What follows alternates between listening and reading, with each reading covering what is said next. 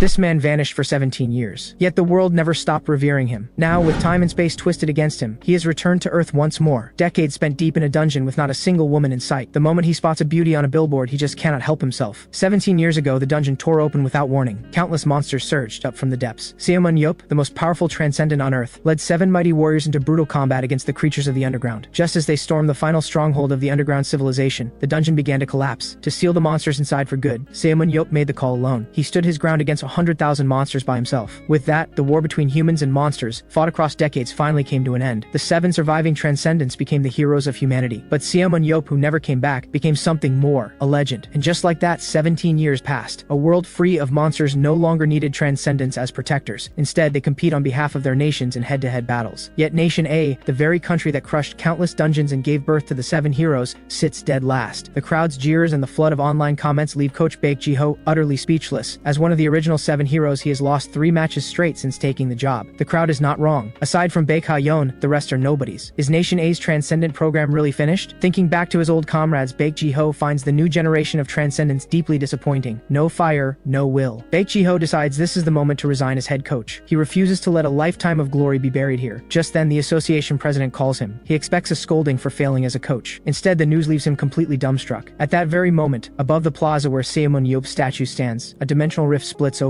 A figure drops from the sky. The crowd hears a thunderous crash right in front of the statue. They look closer. It is Ximen Ye, the hero who vanished 17 years ago. Through the rising noise around him, Ximen Ye slowly opens his eyes. Damn, I'm finally back. When Ximen Ye wakes up in the hospital and learns that 17 years have passed, he is genuinely stunned. Only 2.5 days passed inside the dungeon. How could so much time have gone by on Earth? Then it hits him. My savings, my cars, my mansion. The nurse tells him that everyone had assumed he would never return, so following his will, his 50 billion in savings was donated to a children's charity. His luxury cars were auctioned off, and his mansion is now a museum. The only thing unchanged is his face. By Earth's timeline, he should be 47 years old. Could it be the effect of the dimensional distortion? Outside the hospital, reporters form a long queue, each scrambling to be first to interview the returned transcendent. Once the nurse leaves, Ximen Ye checks his own condition. He activates his analysis eye, and a status panel appears before him. This ability is what made him the strongest transcendent on Earth. It lets him see the current abilities of any target and reveal their future potential. Thanks to this skill, he reached the top 17 years ago. Using it, he also recognized and took in a student of exceptional promise. That student was Baek Ji-ho, who later became one of the 7 heroes. Looking at his current stats, Ximen Ye is caught off guard. Why has his willpower broken past 100, capping at 110? And what is this new skill? Immunity to death from physical impact. How did he acquire something this broken? Could it be from that final battle? While he is still turning this over in his mind, a knock comes at the door. Yup, are you alright? Ximen Ye grins at the puffy middle-aged man in front of him. You've gotten a lot weaker, Ji-ho. The two head to the hospital rooftop to catch up. Baek Ji-ho fills him in. He is currently serving as head coach of the national team, training the next generation of transcendents. These days, a competitive sport called Warfire has taken the world by storm. Dungeons are built inside virtual reality, and transcendents from every nation battle it out within them. After the war ended, transcendents had nowhere left to channel their power, so this sport was designed specifically for them. Ximen Ye watches the clip Baek Ji-ho shows him and feels absolutely nothing. To him, it looks like a bunch of kids playing pretend. He asks, out of mild curiosity, where their country ranks. At the question, Baek Ji-ho stammers and cannot get a single clear word out. Ximen Ye loses patience. Did your ears go along with your youth? We had plenty of top fighters back in the day. We should be at the top of a little game like this. Baek Ji-ho winces. We are ranked first, last from the bottom. On the way back, Ximen Ye spots a stunning woman on a billboard and sighs. It's so good to be back on Earth. Baek Ji-ho follows his gaze. That's my daughter. Ximen Ye suddenly remembers. 17 years have passed. He awkwardly changes the subject, but Baek Ji-ho keeps bringing up Warfire the entire way home. Even knowing Nation A is dead last, Ximen Ye has zero interest in helping them win. To him, it is just entertainment for the wealthy. He says not calling Batman to report the Joker is already doing the world a favor. Ximen Ye follows Baek Ji-ho back to his place. The moment he walks in, he is hit with a full-on display of affection from Baek Ji-ho and his wife. Ximen Ye cannot help but wonder, in this peaceful era without dungeon battles, what exactly is he supposed to do? For the next few days, Ximen Ye does not step outside once. He is determined to binge every show he missed over the past 17 years. But Baek Ji-ho cannot hold it together. Since Ximen Ye arrived, reporters have been camped outside non-stop. To get rid of them, Ximen Ye agrees to hold a press conference. The next day, at the press conference Baek Ji-ho organizes, everyone is buzzing, wondering whether Ximen Ye will pull a stunt. 17 years ago, he was notorious for being cringeworthy. Sure enough, when it comes to pulling stunts, Ximen Ye never disappoints. A couple of sharp remarks, and the entire room goes silent. Still, a few hotheads are brave enough. A bald man raises his hand and asks whether Ximen Ye intends to join join Warfire? Ximen Ye answers without blinking. He will not be joining. The bald man pushes back. Is it a confidence issue? Ximen Ye grins. You seem to be lacking something yourself. Hair. The room erupts. Just as Ximen Ye is about to walk out, a reporter with glasses calls after him. One last question before you go. Yesterday, Gerald said the 7 heroes are paper tigers he could knock down with one punch. Your response? Ximen Ye stares blankly. Who even is Gerald? Is he supposed to be the best there is? The reporter clears his throat. He explains that the current 3 giants of Warfire are Nathan from Nation B, Roy from Nation E, and Daniel from Nation C. Gerald is the pride of Nation D but still a step below the 3 giants. Ximen Ye pinches the bridge of his nose. And this guy had the nerve to run his mouth? Tell him, if he cannot even beat the 3 giants, he should keep his mouth shut. Otherwise, I will bury him in my backyard myself. Word spreads fast. The moment Gerald sees Ximen Ye's dismissal, he boards the next flight to Nation A overnight. But since Ximen Ye is not a registered Warfire player, Gerald takes his frustration out on Nation A's professional team instead. As head coach, Baek Ji-ho is close to tears. You stir up trouble and leave the mess for everyone else to clean up. Ximen Ye shrugs. Even if the sky came crashing down, nothing would stop him from watching his shows. Then something crosses his mind. If it's a national team match, would Ha-yeon be competing too? Barely a moment later, Baek Ha-yeon walks through the door. She heard that her legendary uncle had returned to Earth and rushed home right away. The instant she sees Ximen Ye, she turns into a complete fangirl. She tackles him to the floor. Ximen Ye's face turns red. Ha-yeon, you've grown up. Baek Ha-yeon beams and curls up against him like a kid. He then asks whether she came back for Nation A's tournament. She says the main reason she is here is to see him. Leaning into him, she asks whether he would consider joining Warfire. Ximen Ye points at the TV. He has important business to attend to. Ha-yeon immediately starts pouting, saying her uncle has changed. He used to grant her every single wish. Ximen Ye stares at her. The only thing that has grown is you. When the pouting gets her nowhere, Ha-yeon asks him to come along for her ability test instead. Faced with those pleading eyes, Ximen Ye sighs and gives in. The two head to the Transcendent Association, guided by the staff. Baek Ha-yeon changes and steps into the virtual pod. Here, Ximen Ye learns how Warfire actually works. Transcendents select their weapons through the virtual pod and fight monsters inside a virtual world. After watching Ha-yeon perform, Ximen Ye gives her a half-hearted compliment. Not bad for someone her age. Ha-yeon, annoyed, dares him to try it himself. Ximen Ye tells her flat out he does not play Warfire. Ha-yeon jabs a finger at him. Nobody said play, just take the test. She starts pouting again, saying she has never once seen him fight in her entire life. Ximen Ye groans. Fine, just because you asked. With the staff guiding him, Ximen Ye gets ready. Warfire, let's see what you've actually got. The data transfer completes, and Ximen Ye enters the virtual space. The familiar atmosphere feels just like being back in a dungeon. He contacts the staff and tells him to throw whatever they have at him. The staff member presses the button. A one-eyed Sarlbon materializes in front of Ximen Ye. The staff member tells Ha-yeon, this is the strongest creature currently in the database. The only question is how long it takes Ximen Ye to finish it. Inside the virtual space, the monster launches at Ximen Ye at full speed. Ximen Ye does not even blink. He tosses aside his weapon entirely. Why even bother bringing this thing? Then he raises a single finger and flicks. The explosion is massive. The monster is obliterated in an instant. The two outside are left completely speechless. Ha-yeon always knew her uncle was strong, but not this absurdly strong. Ximen Ye calmly tells them not to make such a big deal out of it. He asks the staff for another one. He has something he needs to test. A new Sarlbon quickly spawns in, but before anything happens, a strange voice cuts through. As the strongest on Earth, surely a mere Sarlbon is not enough for you. Ximen Ye is still trying to figure out who spoke when an alarm blares from the outside system. Warning! Someone is attempting to breach from an external module. With a burst of scorching flame, a fully armored man charges into the virtual space. You told me to come find you. Does that offer still stand? It is Gerald, the very man Ximen Ye had challenged. Ximen Ye says nothing as Gerald continues to shout. Gerald takes the silence as disrespect. He attacks without another word. His axe is nearly there, but the next second it cuts through nothing. While Gerald is still trying to process this, a chilling voice rises from directly behind him. Did you think I was scared? Please? I finally have someone worth testing myself against. Why would I let you go so easily? Outside, Ha-yeon and the staff are completely baffled. Why would a transcendent from Nation D just hack into their server like this? The truth is, it was orchestrated by Lim Jin-tae, the association president. Baek Ji-ho was in on it too. They were hoping this would spark Ximen Ye's interest in Warfire. Inside the virtual space, Ximen Ye has already gotten a solid read on Gerald through their initial exchanges.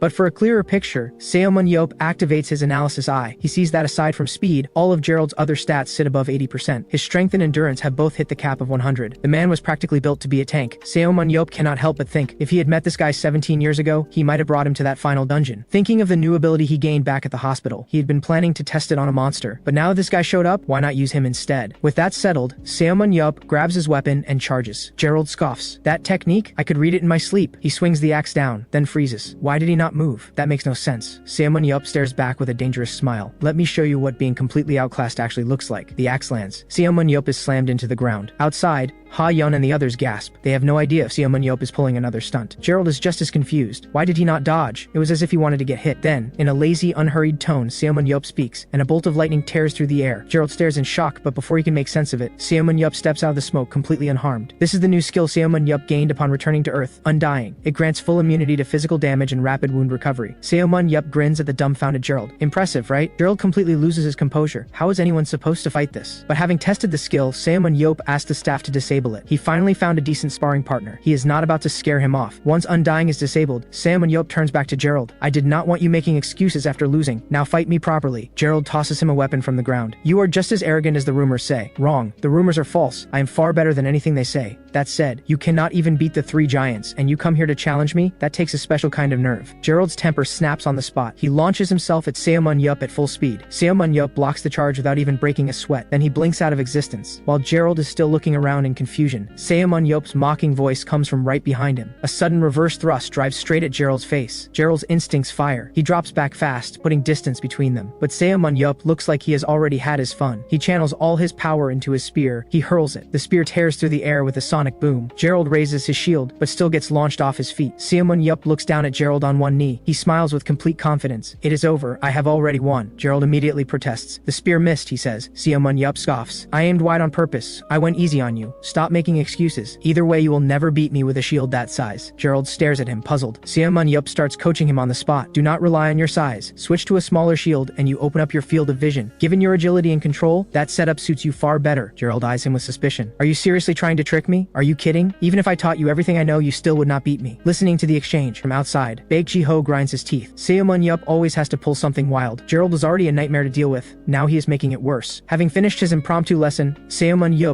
turns to leave. On his way out, he tells Gerald to remember to pay his tuition. Gerald says that is no problem, but Ximen Ye must fight him at the A-class tournament in 2 weeks. Ximen Ye is not pleased. I told you I'm not competing. Fine, keep your tuition. Gerald grabs onto him. Just say the word and I will pay whatever you ask. I will give you myself if I have to. Outside, everyone watching the screen has the same pained expression. Then something clicks for Lim Jin-tae. A brilliantly bad idea takes shape in his head.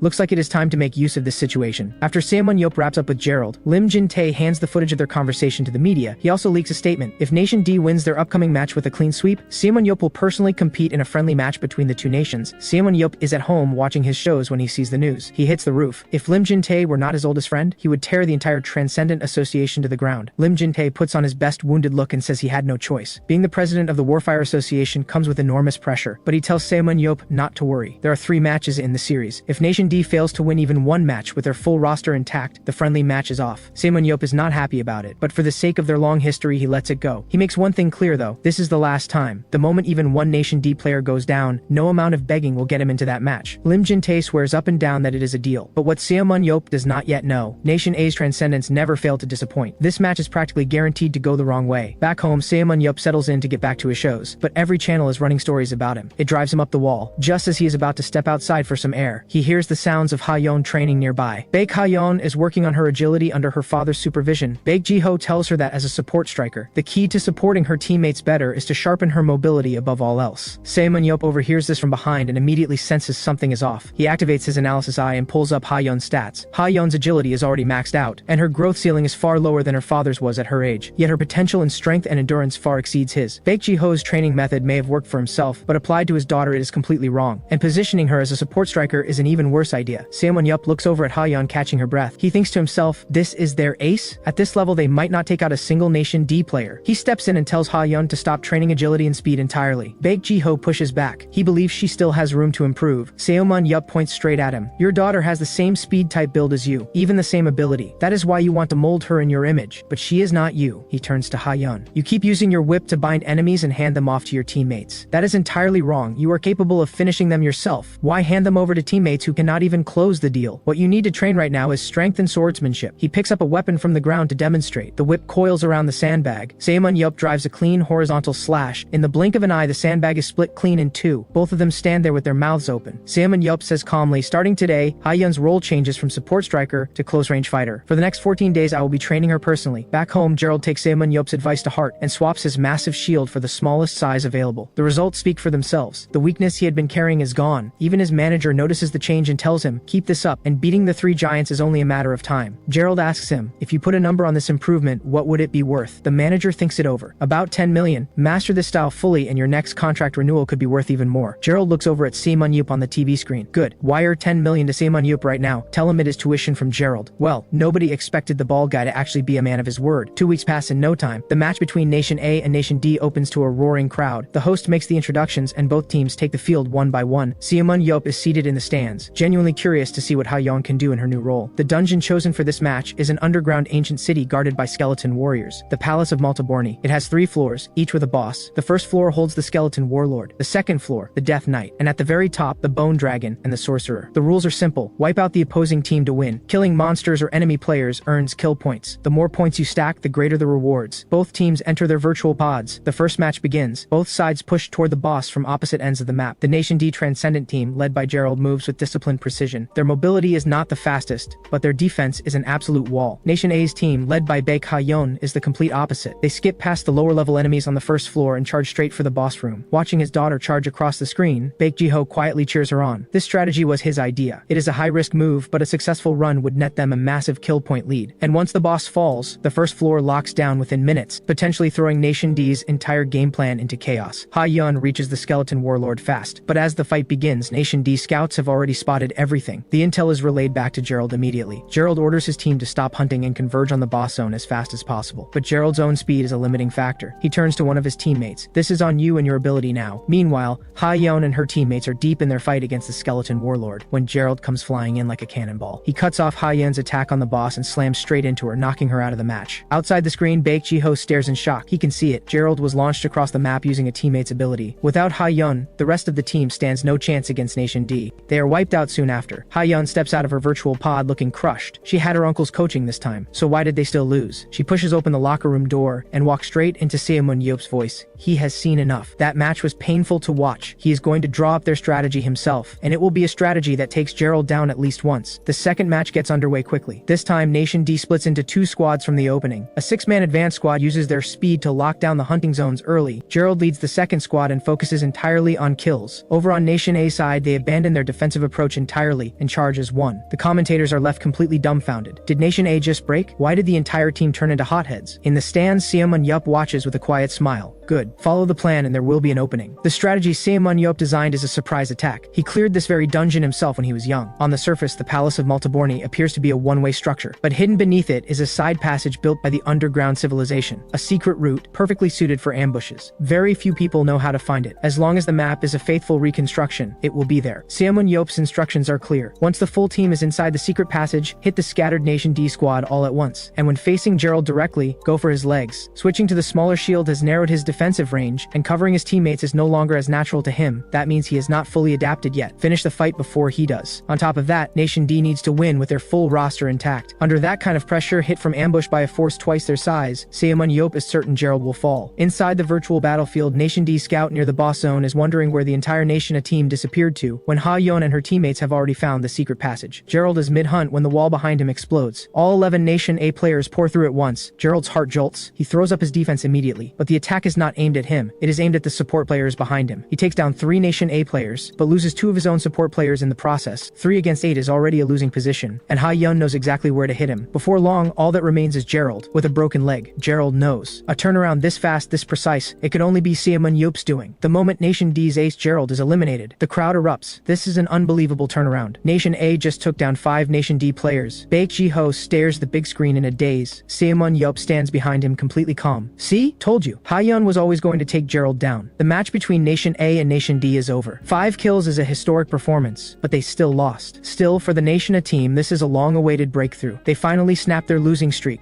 and every bit of it came from Ximen Ye's guidance before the match. The match footage hits 10 million views in under 5 minutes of being posted online. Lim Jin-tae tracks down Ximen Ye and asks whether he has any interest in putting his abilities to real use. Ximen Ye gives him a look. "I won our bet, don't bother me." Lim Jin-tae laughs nervously. He explains that in just a few days the Warfire Professional League is set to begin. Before the opening ceremony, he wants to gather notable players for a charity match. He hopes Ximen Ye will take part. As soon as the words are out, Lim Jin-tae expects a flat refusal. He knows Ximen Ye well enough. If he does not want to do something, nothing in the world will make him. But Ximen Ye says he will think about it. Lim Jin-tae nearly loses his mind with excitement. He grabs Ximen Ye by the head and tries to pull him into a hug. Ximen Ye pulls back, irritated. "I said I would think about it, not that I would join." Lim Jin-tae says he just could not contain himself. Seeing that wide, glowing smile, Ximen Ye cannot help but wonder just how genuine this charity match really is. Lim Jin-tae's conscience flares up instantly. but he straightens his back and insists he never lied. Ximen Ye makes it clear his participation comes with conditions. The scene shifts to the house. There stands Baek Ji-ho in the training yard, his face heavy with worry. That's right. Ximen Ye's condition is that Baek Ji-ho must compete too. Baek Ji-ho is not happy about it. I'm 48 years old and I haven't touched a weapon in 17 years. I'll make a complete fool of myself out there. Ximen Ye just smiles. He promises to train him back into shape, to help him rediscover who he used to be. As he says it, he activates his analysis eye and scans Baek Ji-ho's stats. After 17 years without combat, every single attribute is dropped. Ximen Ye grins. Didn't realize you'd gotten this weak. We start hell training tomorrow. Meanwhile, Lim Jin-tae sits by the window, turning Ximen Ye's words over in his mind. Beyond bringing Baek Ji-ho in, Ximen Ye also demanded that Baek Ha-yeon be his partner. But regardless, the 7 heroes reuniting, even partially, is the kind of headline that pulls in sponsors. With that thought, Lim Jin-tae picks up the phone. It's me. I need a favor. With 7 days left until the charity match, Baek Ji-ho brings Ximen Ye to the Warfire Association. Before the match, Ximen Ye needs to complete an avatar assessment. This will calibrate his in-game stats to match his real-world capabilities.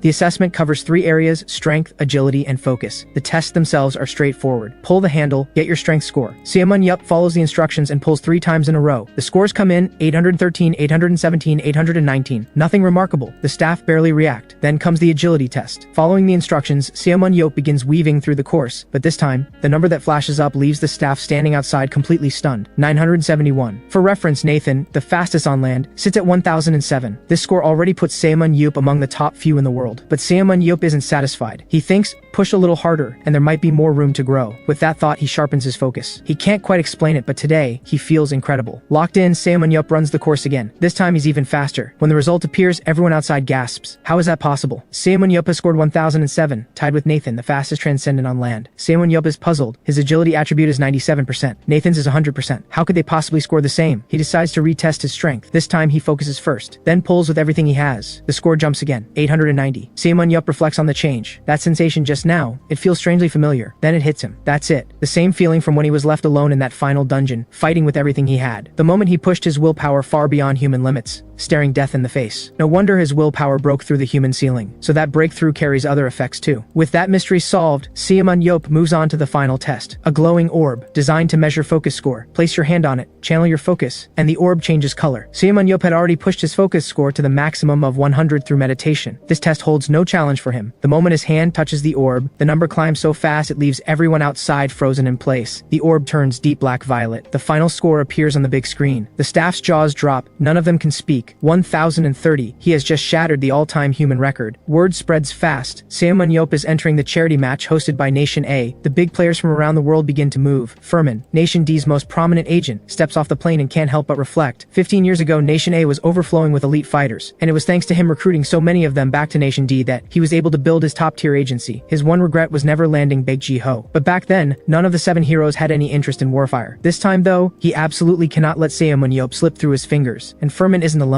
Jack, one of Europe's top agents, has also arrived in Nation A. Even the Moro brothers from Nation B have shown up. They all share the same goal. Sign Ximen Ye. Then, the sharp click of heels echoes through the airport. Everyone turns. The atmosphere freezes. It's Shulan, the youngest member of the former 7 heroes. Relax, everyone. I just came to see Ximen Ye. On the other side of town, when Ximen Ye hears that Shulan has arrived, he is not thrilled. 17 years ago, Shulan was chosen as one of the 7 heroes for her rare and extraordinary ability. The only daughter of a wealthy family, she had been under full government protection since childhood, living like royalty every step of her life. But after she joined Ximen Ye's team, he would tear into her without mercy over tactical coordination every single time. So hearing that she's here now sends a chill straight through him. Baek Ha-yeon can practically smell the drama brewing. Baek Ji-ho tells Ximen Ye to set it aside for now. The match is what matters. Ximen Ye shrugs it off. With himself, Baek Ji-ho, and Baek Ha-yeon, that lineup is more than enough. Everyone else can just coast to victory. But then, a figure in the crowd catches Ximen Ye's eye. His name is Choi Hyuk. His stats aren't maxed out, but he possesses 2 exceptional skills: focus, concentration, and endurance boost, especially that second one. And his strength ceiling sits at 90. With the right training, he could become a genuinely solid tank. That thought barely finishes forming before Ximen Ye calls him over. When he finds out Choi Hyuk is currently playing as a close-range fighter, Ximen Ye's brain short-circuits. Are you out of your mind? You could be a tank and you're out here as a close-range fighter? Do you even know what your own skills do? Choi Hyuk explains that he considered it, but his smaller build pushed him toward an offensive role, and his focus concentration skill fits naturally with attacking. And there it is. This kid has no idea he's already awakened his second skill. Ximen Ye has Baek Ha-yeon bring over a shield. he tells Choi Hyuk, no time for long explanations. Just strap the shield to the left side of his chest and don't ask questions. Choi Hyuk looks completely lost, but before he can say a word, Ximen Ye fixes him with a cold stare. Don't argue with me, kid. Starting now, you're the team's tank. Choi Hyuk looks like a kicked puppy, but there's no time to protest. The crowd roars. Both teams make their entrance. Killing time, Ximen Ye idly scans the area. Then a bleached blonde kid blowing bubbles catches his eye. Shim Young-soo has decent overall stats, but his willpower is absolute garbage. Ximen Ye, who clawed his way up from nothing, has never had patience for people without grit, and the feeling is mutual. Shim Young-soo has no respect for Ximen Ye either, especially after Ximen Ye lectured them at the last match. Who does that ancient fossil think he is? Never even played Warfire and acting like he knows everything. Ximen Ye clocks the attitude immediately. He strolls over. Seems like you've got a problem with me. Shim Young-soo sneers. Obviously, you were putting on quite a show last time. You've never even played Warfire. You're a relic. Bet I'll destroy you out there. That genuinely amuses Ximen Ye. Well, thanks to you, I think I'm starting to take an interest in Warfire. You're done today. Both teams step into their virtual pods. The arena erupts. Among the audience, beyond the top agents, Gerald himself has also arrived. The map for this match is the Spinning Caves of Asha, a terrain made up of 3 circular arenas with a secret passage at the center that leads underground. The monsters include Arachne, skeleton warriors, and Sarlbon. Before entering the dungeon, Baek Ji-ho has the strategy mapped out. Everyone clears Zone 5-1, then immediately moves to Zone 5-2. Meanwhile, Ximen Ye goes alone to take down the boss in Zone 5. Once the boss dies, Zone 5 seals off. So everyone needs to time their kills to finish simultaneously. The team murmurs among themselves. Can someone really solo Sarlbon? Even the strongest teams need 3 people for that. But Baek Ji-ho doesn't explain. He moves straight on to the Zone 6 strategy. You don't earn the title of world's strongest for nothing. A monster at that level? Barely a warm-up for him. The match begins, and Ximen Ye begins his hunt. Working alongside Baek Ji-ho, the two of them cut through monsters at a blistering pace. The crowd goes wild. A legendary duo reunited. Their synergy is flawless, their power undiminished. In no time, the first zone is cleared. Arachne may not be the most fearsome creature, but without piercing that hardened shell, no attack does a thing. Ximen Ye launches the technique again and again. The Bald brothers in the audience are completely in awe. This is Ximen Ye's signature move, the 100-centimeter thrust technique. Quite a sight to behold. But for Shulan, this is nothing new. What looks like a basic throwing move, Ximen Ye has turned into something extraordinary. The moment the throw activates, the spear rockets forward at blinding speed. And what Ximen Ye does is catch it again before it travels 100 centimeters. A lightning-fast thrust and pull cycle that puts the monster through relentless, agonizing punishment. The catch, this insane technique requires catching something moving like a bullet. One mistake and it all falls apart. Shulan watches quietly. You really haven't changed at all, Ximen Ye.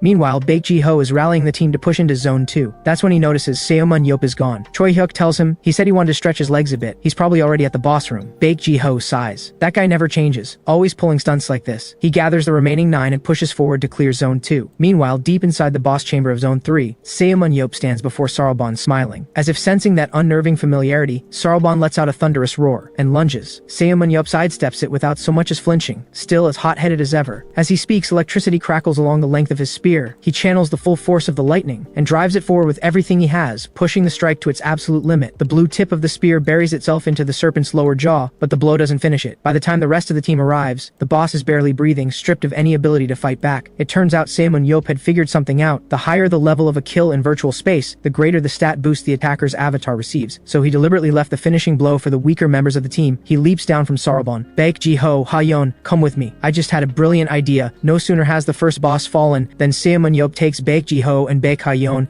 and goes hunting for those little punks who mouthed off before the match. At that moment, Shim Young-soo is busy hunting monsters with his squad. Without warning, a streak of light grazes right past his face. The attack cuts across Shim Young-soo's cheek. He freezes. His first instinct, ambush. At the same time, the other squad on their side is cut off. The ones blocking their path, Choi Hyuk's unit. Before splitting up, Ximen Ye had given Choi Hyuk clear instructions. If you run into the opposing squad, stay calm, just hold them with everything you've got. He and Baek Ji-ho would be there soon. Meanwhile, Ximen Ye is about to launch Baek Ji-ho like a projectile. Whatever you do, don't die out there. You'll never live it down. He hurls Baek Ji-ho forward, and in the same motion, launches his spear. Shim Young-soo assumes it's all aimed at him. He scrambles to get his teammates around him, but the moment Baek Ji-ho closes in, he activates instant dash and appears right behind him. Before Shim Young-soo can even react, their tank is already dead. The entire squad turns to strike back at Baek Ji-ho when a whip drops from above and wraps around him. It's Baek Ha-yeon. She braces both arms and pulls with full force, and Baek Ji-ho shoots through the air back towards Ximen Ye's position. The instant she lands, she triggers her own instant dash. The entire sequence takes under 2.5 seconds. Ximen Ye grins at the stunned squad in front of him. Your tank is down. time to wrap this up. Meanwhile, the crowd outside is going absolutely wild. Bait the enemy, eliminate the core, then wipe out the rest. This is what the world's strongest looks like. The commentators are completely speechless, and Shim Young-soo finally understands what a real gap in skill looks like. Beat down again and again, he's practically begging for mercy. On the other side, Choi Hyuk has taken his new role as front tank, exactly as Ximen Ye ordered. It's his first time in this position, and the power he unleashes shocks even himself. But the other side is the national team. Choi Hyuk is starting to buckle. And then, right at that critical moment, a flash of light tears through the air. One of the little punks is instantly wiped out. Ximen Ye strolls in, all smiles. Leave the rest to us. Clean finish. Then on to the next round. In the first match, Ximen Ye had handed most of the glory to Baek Ji-ho. But in this second match, he's going to show everyone exactly what the world's strongest is capable of. As the match begins, Baek Ji-ho starts assigning roles to the team. Ximen Ye cuts him off, calm and flat. I'm going solo this round, handle things yourself. Baek Ji-ho frowns. The teamwork in the first match was great, why change it? Because this time, I'm getting serious. Baek Ji-ho watches him sprint off, and his expression darkens. That guy better not cause a disaster. By then, Ximen Ye has already run into the first wave, undead soldiers. They charge at him with full aggression, but his speed doesn't drop for a single moment. He weaves through them, driving the 100-centimeter thrust technique over and over. And the layout of this dungeon, he had it memorized long before the match started. Using the terrain, he tracks down the opposing team in no time. The moment they see him, the little punks go pale. It hasn't even been 10 minutes. How is he already here? Ximen Ye surveys them with cold eyes. Last round was just a warm-up. This time, start screaming. Their captain, Chae Yu-hyun, shouts for the team to stay calm, then immediately tells everyone to run. Ximen Ye smiles as they scatter. Since you're being so cooperative, I'll take my time with you. He raises his spear and activates his analysis eye. Absolute scrubs, nothing impressive here. The spear launches. It punches straight through one of the little punks from behind. First kill secured. The others are already gone. Ximen Ye doesn't mind. They can run. They'll all fall by his hand eventually. By the time the little punks make it to the deepest level of the dungeon, Ximen Ye materializes right in front of them and sends their minds blank. Chae Yu-hyun orders everyone to tighten up. Don't let him ambush again. But Ximen Ye is already walking calmly toward the open platform at the center. Even the commentators have no idea what he's about to do. Ximen Ye stares into the abyss at the center and calculates quietly. At the pace those little punks were retreating, they should be at the bottom by now. Let's see if I'm right. Power surges into the spear. He hurls it straight down into the abyss. The spear tears through the darkness like a dragon diving into the deep. The little punks below feel a sudden rush of cold air from above, and before anyone can react, one of them is run clean through. Chae Yu-hyun is completely dumbfounded. The commentators outside are in pure shock. That is without question the greatest kill we have ever seen in the history of Warfire. With two teammates down, the little punks start turning on each other. Shim Young-soo, with his rock-bottom willpower, is first to crack. He rounds on Chae Yu-hyun. All you do is run. You don't know how to stand and fight. Chae Yu-hyun tells him to calm down. They're already short on numbers. Sending people to hold off Ximen Ye risks getting surrounded. Shim Young-soo is furious. Just hit him with an explosion, ball, and be done with it. Chae Yu-hyun tells him to conserve his focus. Shim Young-soo has had enough. He ignores his captain and fires an explosion ball straight at Ximen Ye's position. The blast tears through the air. Shim Young-soo smirks. I knew you were hiding back there. Nothing left of you now. But as those words leave his mouth, Ximen Ye walks out of the smoke completely unharmed. What an idiot. Couldn't you tell I let you find me on purpose? Before Shim Young-soo can respond, Ximen Ye leaps and vanishes. Shim Young-soo's composure is starting to crack. His prized ability deflected like it was nothing. In Major League play, barely anyone had ever blocked one of his explosion balls. That skill was the very reason he made it onto the national team as the core striker. Chae Yu-hyun recognizes the threat. He splits the team into two groups to pin Ximen Ye down. Ximen Ye watches three of them peel off. He stares, expressionless. Thought you might actually come up with something. This is even more disappointing than I expected. He leaps into the middle of them. Playtime is over. Every strike of the spear takes one of them out. 5 kills. The audience is stunned into silence. A solo 5-kill streak in the opening minutes. So this is what the world's strongest truly looks like. Shulan stares at the screen motionless. He really came back. Baek Ji-ho hears the news and immediately tries to reach Ximen Ye. What's going on over there? We're coming to link up with you. Ximen Ye grins. Don't bother. It'll be over before you get here. Time for the real slaughter. He moves. In an instant, he stands before the remaining 6. They look at him, a god of death closing in, and panic sets in. Chae Yu-hyun orders them to pair up and surround him. But a pack of sheep is no match for a lone wolf. All he needs is one spear. Ximen Ye steamrolls through them with overwhelming force. Shim Young-soo is frozen in disbelief.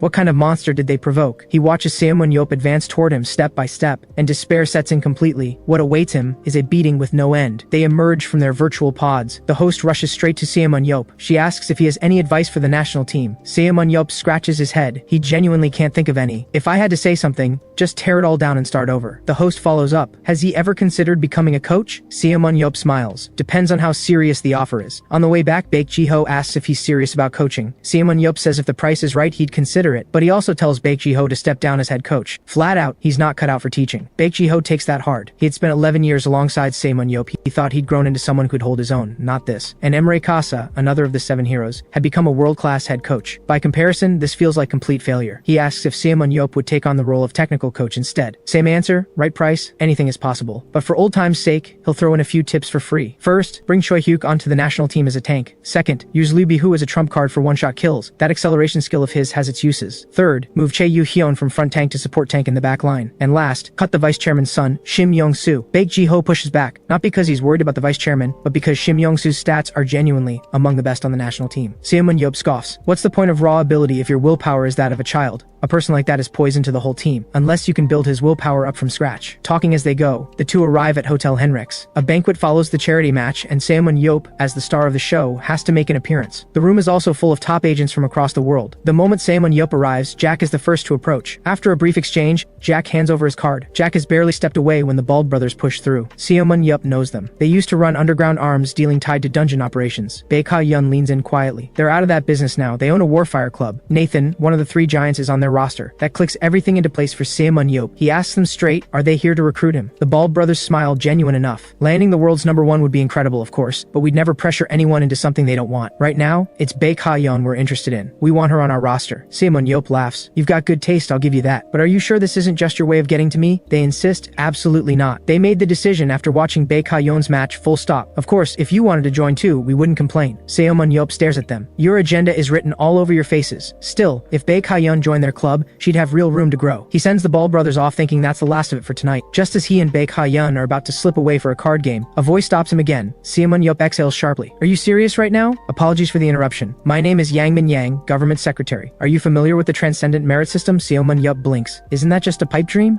Ximen Ye explains. The system has been in effect for 17 years. Everyone simply assumed Ximen Ye was never coming back, so they intend to release all 17 years of accumulated rewards to him at once. The exact figure, 2,568,000,000. After the charity banquet wraps up, Lim Jin-tae tracks Ximen Ye down. He's not happy. You went way too hard today. Those national team kids are completely shattered. Ximen Ye shrugs. As the head of the association, sounds to me like you're the one who's not up to the job. There's nothing left to say. Inviting Ximen Ye to this charity match is probably the biggest regret of Lim Jin-tae's life. He asks directly, will Ximen Ye take the technical coach position for the national team? He's already put in the request. A generous salary is on the table, but Ximen Ye just smiles. He has other plans. Between the merit system payout and his existing savings, he now has 16 billion, so he's going to become a club owner and build players himself. When he gets back home, there's a woman waiting around the corner of the street. It's Shulan, one of the 7 heroes. Ximen Ye breaks into a cold sweat. Shulan has never been good at hiding her feelings. What is this about? Please don't let it be revenge. It's been years. Ximen Ye can't help himself. He activates his analysis eye. Every one of Shulan's attributes has hit the ceiling, and she's gained a new skill, a tracking ability. She's come a long way from the girl he used to know. He walks up. You here for revenge? Shulan smiles faintly. I'm not as petty as you think. I just came to confirm you were really back, and now that I have, I'll be going. Before he can get a word in, she turns and walks away. Ximen Ye and Baek Ji-ho exchange a look. Neither of them understands what just happened. What Ximen Ye doesn't know, 17 years ago, that girl had already quietly given him her heart. But Ximen Ye, a true Sigma male, is not the type to fall so easily. Back home, Ximen Ye dives straight into researching clubs. Baek Ji-ho sees he's serious and offers to pitch in financially if needed. Even a B1 club, he could buy it and hand it over. Ximen Ye gives him a look. Quick question though, what's B1? Baek Ji-ho explains. B1 and B2 are standard 11-player league tiers. B7 is a 7-player format, lower operating costs, but the talent pool is thinner. Ximen Ye thinks it over. B2 it is. He's not a miracle worker. He can't turn a room full of deadweights into geniuses. He calls Lim Jin-tae. Does he know of any clubs currently on the market? Lim Jin-tae points him toward Hanjin Club. After Lim Jin-tae recommends Hanjin Club, Ximen Ye quietly goes to watch one of their matches, and that's when he spots her, Lee Na-yeon, a bench player. What catches him completely off guard? Her agility growth ceiling is a perfect 100. On top of that, she has a skill that lets her leap 20 meters. He doesn't hesitate. 5.1 billion. The club is his. Everyone else thinks he's lost his mind, but Ximen Ye has no doubt he will take them to B1. As evening falls, Ximen Ye arrives at the club alone. He takes in the worn-down training facility, a quiet sigh. The place is rough. Then someone calls out, outsiders aren't allowed in here. Then realizes this is the new owner. The attitude flips instantly. Ximen Ye throws an arm around him. Don't call me boss, call me big brother. Work hard. I'll give you a raise next year. Choi Dongjun is the club's coach. He takes Ximen Ye on a full walkthrough. 14 players on the current roster. Ximen Ye gets a feel for the place. The equipment is old, but there's space. Plenty of it. What matters most right now is the players. In the break room shortly after, Ximen Ye meets the girl known as Lee Na-yeon. The sudden summons from the boss catches Lee Lee Na-yeon completely off guard. Ximen Ye points out her weaknesses, then declares he will turn her into the team's main player. Lee Na-yeon freezes. I've been a permanent benchwarmer. I've barely ever played. Are you sure? Absolutely. I'm going to turn you into the Phantom Trickster. Lee Na-yeon is completely lost. What on earth is that supposed to mean? Is her boss out of his mind? Ximen Ye explains. Her edge is speed. Push that speed to the limit, and pair it with her bow to cause chaos behind enemy lines. In other words, she can constantly steal kills from the opposing team. The moment the enemy loses their temper, she uses her speed advantage to vanish. Because she's disrupting their hunt, they can't let her go. But because of her speed, they can't catch her either. That's how she breaks their entire strategy apart. And the battle plans he has built around Lee Na-yeon, there are many more to come. As long as she puts in the work, who knows? She might even make the national team one day. At those words, Lee Na-yeon nearly screams with excitement. Ximen Ye cuts her off immediately and waves in the next person. Let's see how many more hidden gems are waiting to be shaped. This scrawny, four-eyed kid turns out to be a hidden master of swordsmanship. Ji-hun has always been the team's support. He has a skill that uses focus to generate a barrier, but his weapon and physical technique cap sits at 95. Ximen Ye calls him in and tells him, starting today he is no longer a support. From now on he will compete as a close-range fighter. Ji-hun just stares. I've always been a support. You called me in out of nowhere just to tell me this? Ximen Ye is done. He tells Ji-hun he has real talent in swordsmanship, and this isn't just empty talk. Still, Ji-hun remains skeptical. After all, his burst power and agility scores are both low. Frustrated beyond belief, Ximen Ye fires back. That's because you always hide behind everyone else. And he absolutely hates that. Yes, every team needs a support, but only someone with at least 2 skills can truly function in that role. Ji-hun only has 1, the barrier skill. So he's going to equip him with a weapon right now. Ji-hun asks quietly, so, you're training me to be a sword-wielding support? That does it. Ximen Ye completely loses it. Are you even listening to me? Why are there so many oddballs in this club?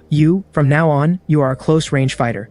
End of discussion. If you're still dreaming about being a support, go ahead and wait to get fired. So, do you want to change your fate, or are you going to keep drifting along? Ji-hun hesitates for just a moment, then grabs Ximen Ye's hand. I'll work hard to become a proper close-range fighter. After the meeting, Ximen Ye tells Choi Dong-jun to find Ji-hun a sword instructor and to start building the whole team's endurance. Choi Dong-jun stares blankly. Will this actually work? Relax. I'm the world's strongest. Back home, Ximen Ye is deep in thought. He doesn't even bother watching the shows he normally loves. Baek Ji-ho notices and asks with concern, is it the club? He heard there are only 14 players. Shouldn't he recruit more? That snaps Ximen Ye upright. He glances at the mob of paparazzi camped outside the door, and a bold idea hits him. He does need more players. And right here, there just happens to be free advertising. Without another thought, he leaps out of the building. Friends of the press, you work so hard just to make a living. I'll answer every single one of your questions, but first, one condition. Get the word out right now that I'm recruiting. Once Ximen Ye spreads the word through the media, applications pour in by the thousands. But after going through the resumes, it's a parade of rejects. Ximen Ye is about to explode. Still, he sifts through them patiently. Then one resume stops him cold. A delivery worker. Stats as average as it gets, yet he carries 2 skills, item transfer and vision transfer. At the interview, Ximen Ye meets the delivery worker, Jo Sung-ho. Choi Dong-jun stares at the resume in disbelief. How did someone with stats like this even make it past the screening? He's about to ask if there's been a mistake when Ximen Ye quietly activates his analysis eye, and what he finds stops him in his tracks. This guy has 3 awakened skills, and one of them is forward transfer. That ability is not only rare, its tactical value is enormous, and yet he didn't list it on his resume. He probably doesn't even know he has it. Ximen Ye turns to Choi Dong-jun. Is he the same age as Lee Na-yeon? Choi Dong-jun blinks. Yeah, but what does that have to do with anything? Ximen Ye ignores him, fixing a sly grin on Jo Sung-ho. Fate really does work in mysterious ways. Jo Sung-ho, your resume shows nothing but delivery work, so why are you applying to be a Warfire player? And honestly, your stats don't exactly scream player material. Jo Sung-ho clenches his fists and answers without hesitation. I know my stats are poor, but becoming a Warfire player has been my dream for as long as I can remember. Others might call it wishful thinking, but I mean it this time. Ximen Ye is thoroughly satisfied. He asks, how has Jo Sung-ho been performing long-distance item transfers? Jo Sung-ho explains, when the distance is too great, he uses focus to sense the general location. Ximen Ye lights up. That ability can be used for scouting too. Turns out you're more useful than I thought. They say every great phantom trickster needs an outstanding scout behind them. Jo Sung-ho, you're in. And you and Lee Na-yeon are going to be the perfect duo. The two of you will be the core of the Hanjin Club going forward. Let's show our opponents exactly what the trickster strategy can do. 2.5 months later, Ximen Ye has finally shaped Lee Na-yeon and Jo Sung-ho into the ultimate trickster duo. Now comes the match, where everything is put to the test. Following Ximen Ye's battle plan, Lee Na-yeon uses her speed to harass the enemy without stopping. Every time the enemy moves in for a kill, she swoops in to mess it up. Meanwhile, Jo Sung-ho tucks himself into a safe spot, and keeps Lee Na-yeon stocked with arrows via item transfer. As for her safety, Ji-hun has her covered. The trickster strategy leaves the crowd completely speechless. Watching it play out on screen, Ximen Ye laughs until he tears up. Baek Ji-ho's wife turns to Ximen Ye with a look of disbelief. This was your idea? Why don't you come help my husband too? At that, Ximen Ye can't hold back his frustration. He had suggested putting Choi Hyuk in his tank and dropping Shim Young-soo ages ago, but Baek Ji-ho just wouldn't listen. Just then, the commentator cuts in with a match update. Lee Na-yeon is completely surrounded. It looks like she's about to go down. Jo Sung-ho transfers a vision of the safe escape route to her. In a flash, Lee Na-yeon moves like a ribbon in the wind, leaping through enemy lines without pause. I'm losing my mind. Someone catch that little trickster. The enemy is furious. Every single player drops their hunts and charges after Lee Na-yeon. In no time, she's cornered at the edge of a cliff. Nowhere left to run now. Lee Na-yeon just grins. Oh, we'll see who's running. Before anyone can react, a massive rock materializes behind her. Her teammates, fully armed, are gripping onto it. The commentators are stunned. A floating island, used to deploy the entire squad in an instant. The enemy team, so busy chasing Lee Na-yeon that they never had time to build up, stands no chance against the fully developed Hanjin club. Game 1, Ximen Ye's team wins 9-0. Lee Na-yeon and Jo Sung-ho become the stars of the match. Amid the waves of cheering, Lee Na-yeon looks down and finds Ximen Ye in the crowd. See? I told you. I'd turn you into the best starter on the team. Ximen Ye gives her a big thumbs up. His words hit like a shot of adrenaline. Don't worry, I won't let you down. In the second round, the team runs the same strategy and takes another win. This tournament burns the name of YSM Club into everyone's memory. It's their first victory since the club was renamed. Lee Na-yeon and Jo Sung-ho take over every headline. Fans online go wild. Only a captain of the 7 heroes could lead a team of eternal underdogs to victory. A few days later, Baek Ji-ho tracks Ximen Ye down. Did you really pick those players yourself? Do you think they'd perform just as well in the national team? Ximen Ye gives him a look. If you have the energy to ask that, spend it on getting Choi Hyuk. It's been this long. Why isn't he in the national team yet? Baek Ji-ho sighs. Choi Hyuk agreed to come play as tank, but his club's owner is strongly against it. Then what's his transfer fee? If you can't handle it, let me sign him. A few more weeks pass. Ximen Ye's team reels off 5 straight wins. Coach Choi Dong-jun is beside himself with excitement, but Ximen Ye tells him not to celebrate too soon. Right now, the priority is building the team's endurance, and he hands Choi Dong-jun a target. By the end of the season, a 50% win rate. Choi Dong-jun turns to stone. The highest Hanjin club ever reached was 31%. Choi Dong-jun figures it must be a joke, but team captain Ro Jong-hwan doesn't see it that way. 50%, once completely unthinkable for Hanjin club, but he trusts that his boss doesn't say things without reason. He may carry a carefree devil-may-care attitude every day, but every decision he makes is the result of careful calculation. So now it's the player's turn to give something back. Then Ximen Ye makes an announcement. If the team hits 50% this season, he will pour in more funding. The room erupts in applause. He steps out right after, but there's one thing he didn't tell them. Their current strategy isn't without a flaw. The moment an opponent locates the hidden Jo Sung-ho, the whole strategy collapses. More tactics require better resources. Sponsors have been coming in, but no one sponsors talent. Just as Ximen Ye is wrestling with this problem. A message comes from Baek Ji-ho. Go check out the youth league. Most of the top prospects have already signed, but there might still be some hidden gems left. Ximen Ye's mood lifts instantly. You better wait for me, kids. With the tip from Baek Ji-ho, he starts hunting for hidden gems, school by school. But when he arrives, reality hits hard. Even players averaging around 70 in stats have already been snatched up, just as he's about to call it quits. A late student comes running in. Ximen Ye assumes he's just another unremarkable prospect, but one casual glance nearly knocks him off his feet. Yoonbyum's stats are nothing special, but Shadow Walk, that skill was made for an assassin. Without the analysis eye, no one in the world would ever spot this kid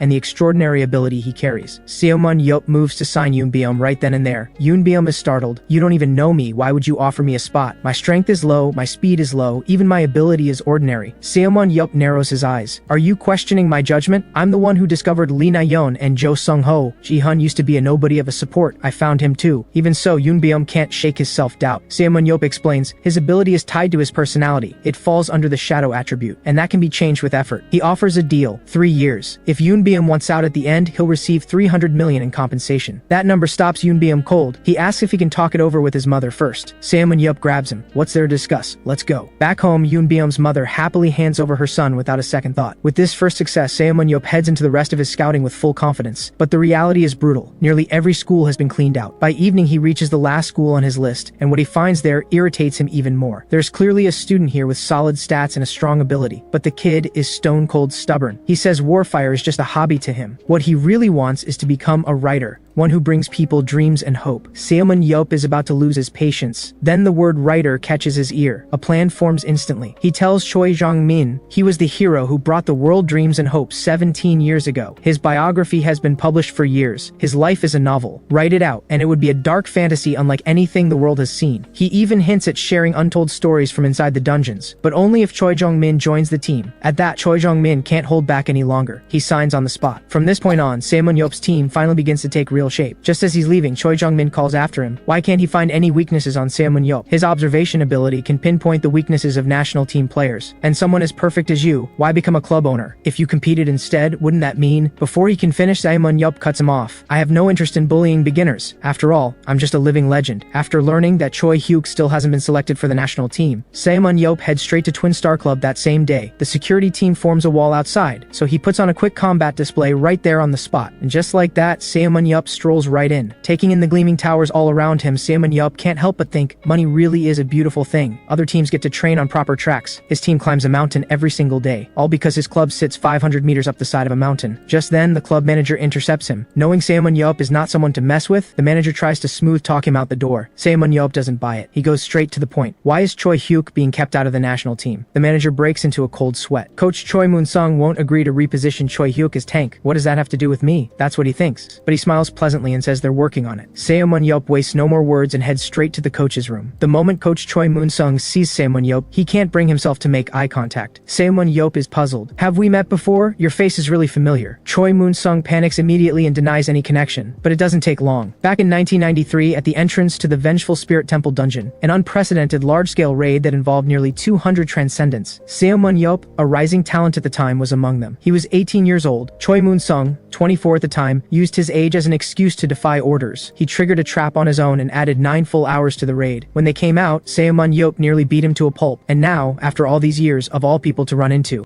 the moment he realizes Ximen Ye has recognized him, Choi Moon-sung gives up completely. All these years I even grew a beard, and you still recognize me. Surely that old mistake doesn't deserve another beating? Ximen Ye puts on his most innocent smile. Of course I'm not here about the past, but you've made a new mistake. Doesn't that one deserve a beating? And you're going to hand over Choi Hyuk, or I'll tell the press everything about what happened back then. Let them do a nice big story on the brilliant decisions of a Twin Star Club coach. Choi Moon-sung has nothing left to fight with, but when he names Choi Hyuk's transfer fee, Ximen Ye laughs. Your club is swimming in money, and you're asking this much from a humble little owner like me? Does that seem fair to you? I wonder what your life is worth by comparison. Choi Moon-sung panics. Right now, Ximen Ye looks like nothing short of a demon in his eyes. He barely gets out an offer to knock off 200 million. When Ximen Ye smiles and says, and then? After a round of very friendly negotiation, Choi Moon-sung hands over Choi Hyuk for 50 million. A few days later, Choi Hyuk arrives at YSM Club with his bags. Ximen Ye steps outside to welcome him in person. You're finally here, my tank. Looking at the man who changed his fate, Choi Hyuk's eyes are full of anticipation. He believes with everything he has that under this man's leadership, YSM Club will one day stand among the best in the world. But Ximen Ye is still wrestling with one problem. Despite the string of oddballs he's recruited, the total roster sits at just 18, not nearly enough for 11-on-11 scrimmages. Then he notices his niece Bae Ka-yeon studying the language of Country B. After asking around, he confirms it. She's joined the Bald Brothers Club in Country B. Bae Ka-yeon asks Ximen Ye to go with her. He's not particularly interested, but the agent mentions that the Bald Brothers have had a custom weapon made just for him, and since Ximen Ye is recruiting, heading to Country B might turn up something new. After all, the Warfire League allows up to 5 foreign players per team. That settles it. He heads to Country B without hesitation. Word gets out that Ximen Ye is coming too, and the Bald Brothers show up at the airport to meet him. They also bring along a wall of media cameras, all to generate buzz for their club. Ximen Ye stares blankly. They're treating him like a walking ATM. But the worst is still to come. Every piece of clothing he's given is plastered with the Bald Brothers logo. It feels like even the air he breathes is being sponsored by them. If it weren't for Bae Ka-yeon, he would tear this whole place apart. The Bald Brothers run a basic assessment on Bae Ka-yeon. The results satisfy both sides. The Bald Brothers offer to sign Bae Ka-yeon for 4 million on the spot. It's not much in Ximen Ye's eyes, but joining a club in Country B is a huge step forward for Bae Ka-yeon's future. Ximen Ye says nothing, just offers his congratulations. Then, without warning, an uninvited guest appears at the door. The moment Ximen Ye sees him, his eyes sharpen. It's Nathan, one of the 3 giants. Ximen Ye assumes he's here to start trouble, but Nathan is so polite it's almost awkward. Ximen Ye quietly activates his analysis eye to check Nathan's stats. Almost every stat is maxed out, and his clone skill fits perfectly with his overall ability profile. A transcendent built purely for combat. No wonder Gerald could never break into the 3 giants. The fans always knew. The truth is, Nathan desperately wants to fight Ximen Ye, but being their first meeting, he can't quite bring himself to say it. Ximen Ye notices Bae Ka-yeon staring a little too intently and quietly warns her not to get any ideas about a man like that. Bae Ka-yeon tells him to relax. She already has a type. Her mother leans in, curious. Bae Ka-yeon says she likes rugged men, and as she says it, she glances at Ximen Ye with pure admiration. That look says everything. Her battle-hardened mother understands in an instant. Ximen Ye, you shameless man. Even your own niece? The Bald Brothers' other reason for inviting Ximen Ye to Country B, a custom-made weapon just for him. It's a portable spear. channel focus energy into it, and the spear shifts form, becoming a razor-sharp blade. It's the first time Ximen Ye has seen technology like this, and he's genuinely impressed. The Bald brothers say they've made 5 of these for him, and with the dungeons gone, as long as he takes care of them, they'll last indefinitely. Accepting the gift, Ximen Ye almost feels embarrassed, but the Bald brothers wave it off. The weapon isn't exclusive to him, but a spear used by Ximen Ye,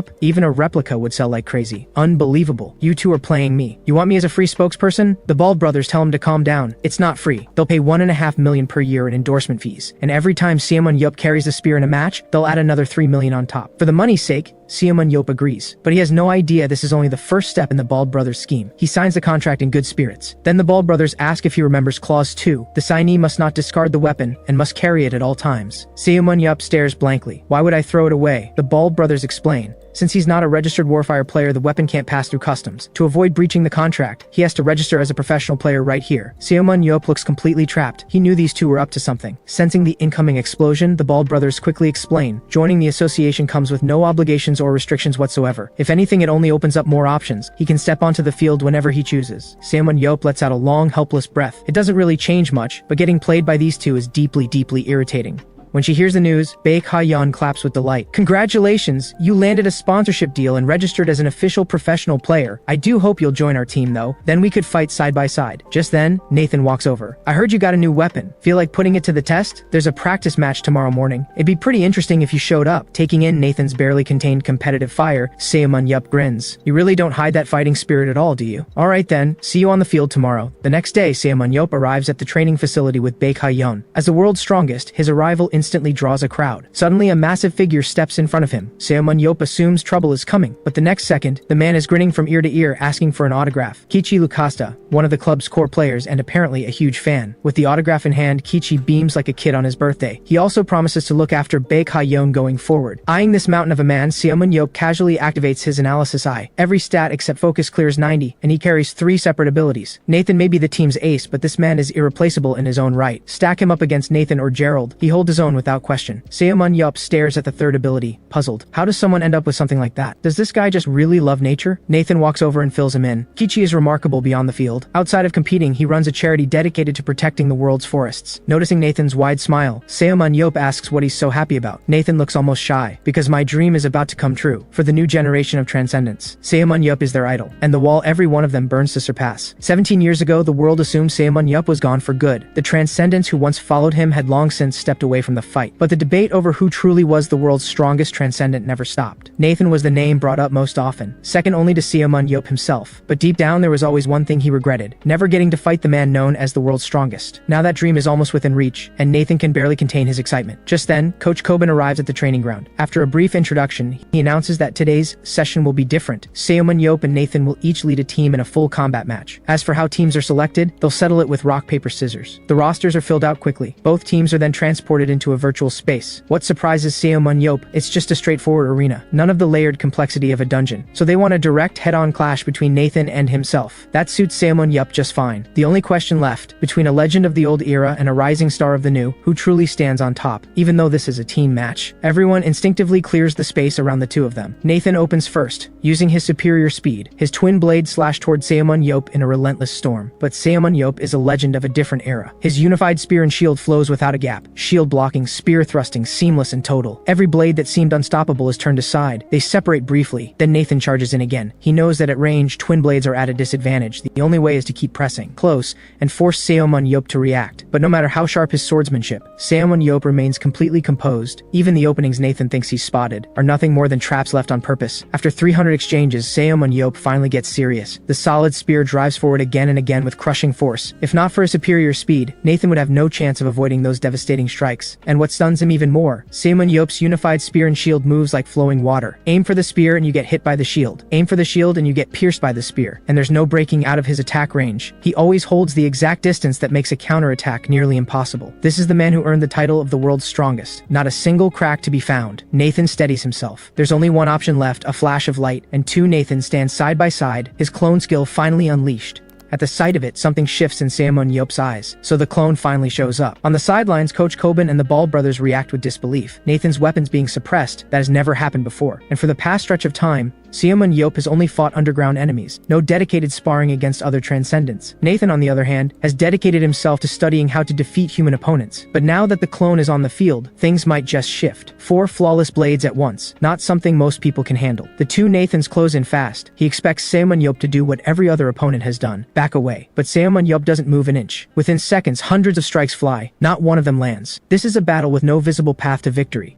But judging by the damage left in Ximen Ye's wake as he falls back, Nathan isn't doing much better. And honestly, Ximen Ye has to admit it, Nathan's speed and blade work are sharper than he expected. In a straight one-on-one, his technique score is enough to keep Nathan in check. But the moment Nathan activates his clone skill, the number of attack angles multiplies exponentially. At this rate, there's no way this fight ends quickly. And the longer it drags on, the worse it gets for Ximen Ye. Looks like there's only one option. It's time to gamble. In the middle of a rapid exchange, Ximen Ye deliberately drops his guard. Nathan, hungry for the win, takes the bait. His clone surges forward in an instant. One clean strike, and Ximen Ye's spear arm is severed. The crowd outside is stunned. His arm is gone. Surely this fight belongs to Nathan now. But then, Ximen Ye smiles. Thanks, Nathan. I knew you'd press the attack no matter what. You've been waiting for this moment for a long time. So naturally, after landing what you think is the finishing blow, you let your guard slip. Just for a split second, but that's all I need to hit even the fastest human alive. His fist comes down like a hammer. Nathan's clone vanishes instantly. Nathan isn't done yet. Clone gone, but his real body still stands. He grabs his weapon and charges again. But this time, his blade freezes just inches from Ximen Ye's face. Blocking his path is Kichi. Call it a draw. But our team still wins. No matter how intense the fight gets, never forget this is a team sport. Stepping out of the virtual pod, Nathan can't help but reflect. Ximen Ye just gave him a lesson he won't forget. Just then, Coach Coben walks over with the Bald brothers. Trading an arm to take out one of Nathan's clones, Mr. Ximen, you never cease to amaze. Ximen Ye smiles and asks if there's another round. He says if he can review the footage from that match, he might just find a way to counter Nathan for good. Coach Coben's eyes light up. If Ximen Ye is being this generous, he's not about to hold back either. He leads Ximen Ye straight to the club's analysis room. He introduces the room's head analyst, Sana. Ximen Ye activates his analysis eye to take a look. Sana's stats are nothing special on the surface, but if he's running this place, he's clearly got something most people don't. Sana explains that times have changed. Transcendents no longer rely on the underground people to analyze their data. Now they use the Enhanced Analysis System, the EAS. It records every detail of every match and converts each player's stats into clean, readable data. Most top-tier clubs are already running it. As Sana talks, Ximen Ye finds himself intrigued. He doesn't personally need it. He has his analysis eye. But for his coaching staff back home, this could be a game changer. And with hard data to back him up, maybe that stubborn Muledong Jun will finally stop arguing with him. Still, 3.4 billion. That gives him pause. Then an idea hits him. He turns to the Bald brothers. Let's make a deal. I'll hand over all my combat data. In exchange, you give me one of these systems and someone who knows how to run it. The Bald brothers are instantly sold as his biggest fans. They've spent years collecting every piece of footage they could find of Ximen Ye in action. Getting his actual combat data, that would complete the collection. They agree on the spot, no hesitation. Ximen Ye grins. Don't worry, you're not losing on this deal, because the second match is going to give you something to talk about. He steps away and splashes some water on his face. And just like that, a new superpower appears. Enhancement. Choose any existing ability and boost it. Any stat plus 10 points. Ximen Ye blinks. When did this happen? Superpowers awaken through personal traits, or through a sudden surge of focus under intense conditions. So when did this one unlock? Was it during the fight with Nathan, when his concentration peaked? Or is it tied to his willpower sitting at 110? Either way, this skill is completely overpowered. Several of his stats are already capped at 100%. Push them past the limit and he becomes untouchable. Perfect timing. Round 2 against Nathan starts soon. Might as well test it out on him. The countdown hits 0. Round 2 begins. Ximen Ye activates enhancement on his technique score. His technique breaks through the cap, all the way to 110. He hurls the spear with full force. It screams through the air like a drill. The speed alone leaves Nathan speechless, but before he can even react, the spinning spear curves mid-flight right in front of his face. It obliterates his clone on contact. Surprised? Nathan's mind goes completely blank. He replays what just happened. The spear accelerated and changed direction mid-air. Is this the hidden weapon he's been sitting on? But there's no time to figure it out. Ximen Ye is already charging in. Nathan tries to create distance, but the spear follows him like it has eyes of its own, and Nathan is down. Round 2 is over. It took even less time than the first. Nathan is burning with curiosity. He wants one more round. Ximen Ye was planning to take a break, but after enough pestering, he agrees. Round 3 starts. Nathan activates his clone skill without a moment's hesitation. Ha! Clones right at the start. Looks like you've picked up a thing or two. The spear spins in his grip, facing Nathan's double clone. Ximen Ye enhances his technique again. At 110, he's in complete control, 4 blades coming at him, and he handles every single one with ease. He has the upper hand in combat, but Nathan's raw speed still edges him out. Ximen Ye glances at the teammates standing behind Nathan, and just like that, a wicked idea takes shape. "You wanna play? Fine. Let's play a different game. If I can't catch you, I'll just get into your head instead." He vaults over and dives straight into Nathan's teammates. Ximen Ye goes on an absolute rampage. Sure enough, watching his teammates fall one by one, Nathan starts losing his cool. He charges in fast, but Ximen Ye already has 2 spears waiting for him. Alright, game over. Round 3 ends. Nathan loses completely, but Ximen Ye can't stop singing his praises. After these 3 rounds, Nathan is without a doubt a top-tier transcendent. No wonder Gerald never made it into the 3 giants. The gap between those 2 is massive. Still, he gives Nathan one piece of advice: work on his strength score. There's still room to grow there. With the day's sparring done, Ximen Ye finally has a moment to himself. He's been dying to test out enhancement on his other skills. After enhancing his analysis eye, 2 new properties appear: the ability to observe through recorded media and expanded stat visibility. He turns his analysis eye on himself to try it out. 2 hidden stats appear: leadership and tactics, both sitting at 100. No wonder he became the captain of the 7 heroes. Next, he enhances his throw skill. It gains a new effect. He can now recall any thrown weapon back to himself. It costs focus to use, but the utility makes it more than worth it. That just leaves one more: the undying skill. Ximen Ye feels a flicker of nerves. He has no idea what this one will do. The moment enhancement activates, his limbs begin shifting into spirit form, and it's spreading, crawling across his entire body. A brilliant flash of light. Ximen Ye is now a fully formed spirit body hovering in midair. For 120 seconds, he transforms into a focus-formed spirit body, immune to all attacks and able to pass through any physical object. Ximen Ye is speechless. This is beyond broken. He bursts out of the room in excitement. Not only can he phase through walls, he can fly freely through the air. He's basically a ghost. Just as he's about to head back, a dark and familiar presence washes over him. His eyes sharpen. That's the aura of the underground people. He locks onto their location and breaks into a grin. Those rats are still alive. Now that's exciting news. He launches his spear toward the target like a missile. It hits dead on. He lights up. He can feel it. The underground person took the hit. But just as he moves in to check, a system alert flashes. 120 seconds are almost up. He's about to return to his physical body. "Are you kidding me? I haven't even found them yet," he curses. Snapping back into his body in the hotel room, he slams a fist into the wall to vent his frustration. Just as he prepares to enter spirit form again and go after them, their presence vanishes completely. Meanwhile, in a dimly lit shrine somewhere in the shadows, a cloaked figure stands over a subordinate, voice low and sharp. Buried in the subordinate's side is a spear, the exact one Ximen Ye just fired. The underground people never disappeared, and soon they will return. A few days later, the Ball brothers arrive with Sana in tow. He'd asked them for an ES unit and a trained operator, and Sana is the one they found. Ximen Ye scans him with his enhanced analysis eye. Sana's 2 hidden stats are remarkably high. On top of that, his superpower grants him extraordinary concentration. No wonder his regular stats are average, yet he's been head analyst for 3 years. This guy has real depth. He asks Sana straight up, "Any regrets?" After all, his club is sitting dead last. Sana admits he never would have agreed before, but after watching Ximen Ye's combat footage, he changed his mind, taking a last-place club in a second-tier league and building it into a world-class team. That's a challenge worth taking, and one that would do wonders for his career. But he has one condition: Ximen Ye must compete as a player at least 3 times within the year. It's not that Sana doubts his own ability. Any team with Ximen Ye can win. The real reason is simpler: he doesn't want his instincts to go dull. With YSM's current roster being fairly average, he needs to witness top-level competition to stay sharp and find inspiration. And he promises, within 1 year, he will lead YSM to the championship. Ximen Ye thinks it over for a moment, then he agrees. Back home, Ximen Ye introduces Sana to the team. Sana wastes no time. After a brief introduction, training begins immediately. With the ease up and running, every player's stats are now fully quantified. It makes the day-to-day training sessions far more efficient. The team's chemistry impresses Sana, but one thing he can't wrap his head around: why on earth did they recruit some of these transcendents? Take Jo Sung-ho. His stats across the board are borderline terrible. Sana sees absolutely no growth potential. Sure, he has useful skills, but with stats like that, he's a liability. Sana makes a fair point, but Ximen Ye sees things differently. His enhanced analysis eye picks up hidden stats the EA simply can't detect. Jo Sung-ho's leadership and tactics scores are both looking very promising. With the right development, he could become the team's second in command. Sana pauses at this, but he quickly nods and says he'll take Jo Sung-ho under his wing personally. Sana moves on to Choi Jong-min and Yoon Baeom. Choi Jong-min is solid, strong skills and decent stats, no issues there. But Yoon Baeom, does he really deserve this much attention? His superpower feels underwhelming to Sana. Ximen Ye knows exactly why Sana feels that way. The EAs can't read the hidden properties of Yoon Baeom's skill. His focus score is already at 69, just a little more, and that skill will transform completely. Ximen Ye tells Sana not to worry. He's never misjudged a player yet. Sana is taken aback by that kind of confidence. He opens his mouth to respond, but Ximen Ye cuts him off. Just be patient for a few days. Trust me, we're about to hit the jackpot. 2.5 weeks in, Sana is completely sold on Ximen Ye's eye for talent. Looking at the daily training footage, Ro Jonghwan, Jihan, Lee Na-yeon, Jo Sung-ho, and Choi Hyuk, the 5 players Ximen Ye handpicked are now the undeniable backbone of the team. A month ago, Sana never would have believed it, especially not Choi Hyuk. He assumed Ximen Ye would slot him in as a striker, but after studying the data closely, he discovered that Choi Hyuk has a superpower that enhances his physical endurance. Without careful observation, the EAs alone would never have caught it, and that makes Ximen Ye's judgment feel all the more extraordinary. Meanwhile, Yoon Beom, still waiting on his hidden skill to awaken, is starting to lose heart. Choi Jung-min, a full year younger than him, is already a starter on the team, and Yoon Beom can barely keep up with basic training. He approaches Ximen Ye with a heavy look. "Did you make a mistake picking me?" Ximen Ye gives him a flat look. "Didn't I already tell you? Your superpower evolves through effort, though I'll admit there's a bit of a gamble involved. Are you seriously gambling with my life right now? What did you think this was? A vacation?" Looking at the defeated expression on Yoon Beom's face, Ximen Ye knows something has to change. He grabs Yoon Beom and heads up into the mountains. Along the way, he tells him there's a method he's been saving, specifically for training focus. Focus has a unique quality. It grows most powerfully in a power spot, a place that resonates with who you are. Take himself, for example. His focus surges inside a dungeon. The moment he steps into one, he feels alive, like he actually matters. And it all traces back to something that happened to him as a child, in the orphanage. Everyone carries scars, he says. The ones who face them head on are the ones who get close to something real. And with that, he leads Yoon Beom to the entrance of a cave. Before Yoon Beom can even ask what's happening, Ximen Ye kicks him straight in. "You've got 10 days down there. Sit with it, your loser mentality, your dark outlook, all of it. And throw your phone up here. If I catch you sneaking out before time's up, you're finished." Yoon Beom stares up with the look of someone who's given up on life. But as he replays his life in his head, the words start to land. Has he really just been that much of a failure? He takes a breath and steadies himself. Wait, if the world's #1 hero says he can do this, then he can. He closes his eyes and focuses, feeling the current of focus move through him. And just like that, 10 days pass. When he finally crawls up to the cave entrance, Ximen Ye points his enhanced analysis eye at the security feed on his phone. Ha! There it is, jackpot. Yoon Beom drags himself out and spots the security camera. He's about to complain, but Ximen Ye's voice comes through first. "You've still got time before the second half of the season. Use it. Get familiar with your new superpower. Because the first match coming up, that will be your first time taking the field as a starter. The first match of the second half arrives. YSM versus GT Knights." Right from the start, GT Knights split into 3 squads in a 4-4-3 formation. YSM counters with 2 5-man squads, and Yoon Beom moves out alone. The crowd is stunned. The map for this match is the inverted forest, and the Zadron lurking in that terrain are not something one person can hunt alone. On the field, GT Knights' 4-man squad has already hit their first wave of monsters. Just as they move in to engage, an arrow cuts through the air. Lee Na-yeon, playing her usual role as the disruptor. But after half a season of this, other clubs have figured out how to deal with it. GT Knights came prepared. They've brought a transcendent with a perception skill. They ignore Lee Na-yeon's harassment entirely and start tracking Jo Sung-ho's location. Their sensor locks on. Someone is hiding behind a boulder 1 kilometer out. Has to be Jo Sung-ho. The 4-man squad breaks into a sprint toward the target. Lee Na-yeon watches them go and smiles to herself. Good. Phase 1 is working perfectly. The squad reaches the boulder and finds their target. But when the figure pulls back the hood, the GT Knights players freeze. It's Choi Hyuk, the tank. At the same moment, their other squad rushes in from nearby, and they spot Jo Sung-ho wearing Choi Hyuk's gear. That's when it hits them. They walked straight into a trap. Jo Sung-ho activates item transfer, sending the gear back to Choi Hyuk instantly. Choi Hyuk then tosses a backpack straight at the GT Knights players. The little scrubs catch it completely thrown off. Inside, Zadron seeds. From the very start, this was YSM's plan. One squad pretends to hunt while secretly gathering seeds. The seeds get sealed in a focus blocking bag, transferred via Jo Sung-ho and delivered right into enemy hands by Choi Hyuk. The moment the bag opens, the seeds drink in the surrounding focus and explode into growth. Vines erupt in every direction, coiling around the GT Knights players and pinning them in place. Now it's YSM's time to clean up. Meanwhile, GT Knights' 3-man squad gets the word. Their other team has been wiped. Their leader tells the second squad to stay calm, finish off the Zadron in front of them and regroup immediately. While the Bald brothers fight hard against the monsters, one of their teammates is just standing there, frozen. Annoyed, he walks over after clearing the monsters. The moment he touches the player, the figure drops. The announcer's voice rings out across the field. Yoon Beom, 1 kill.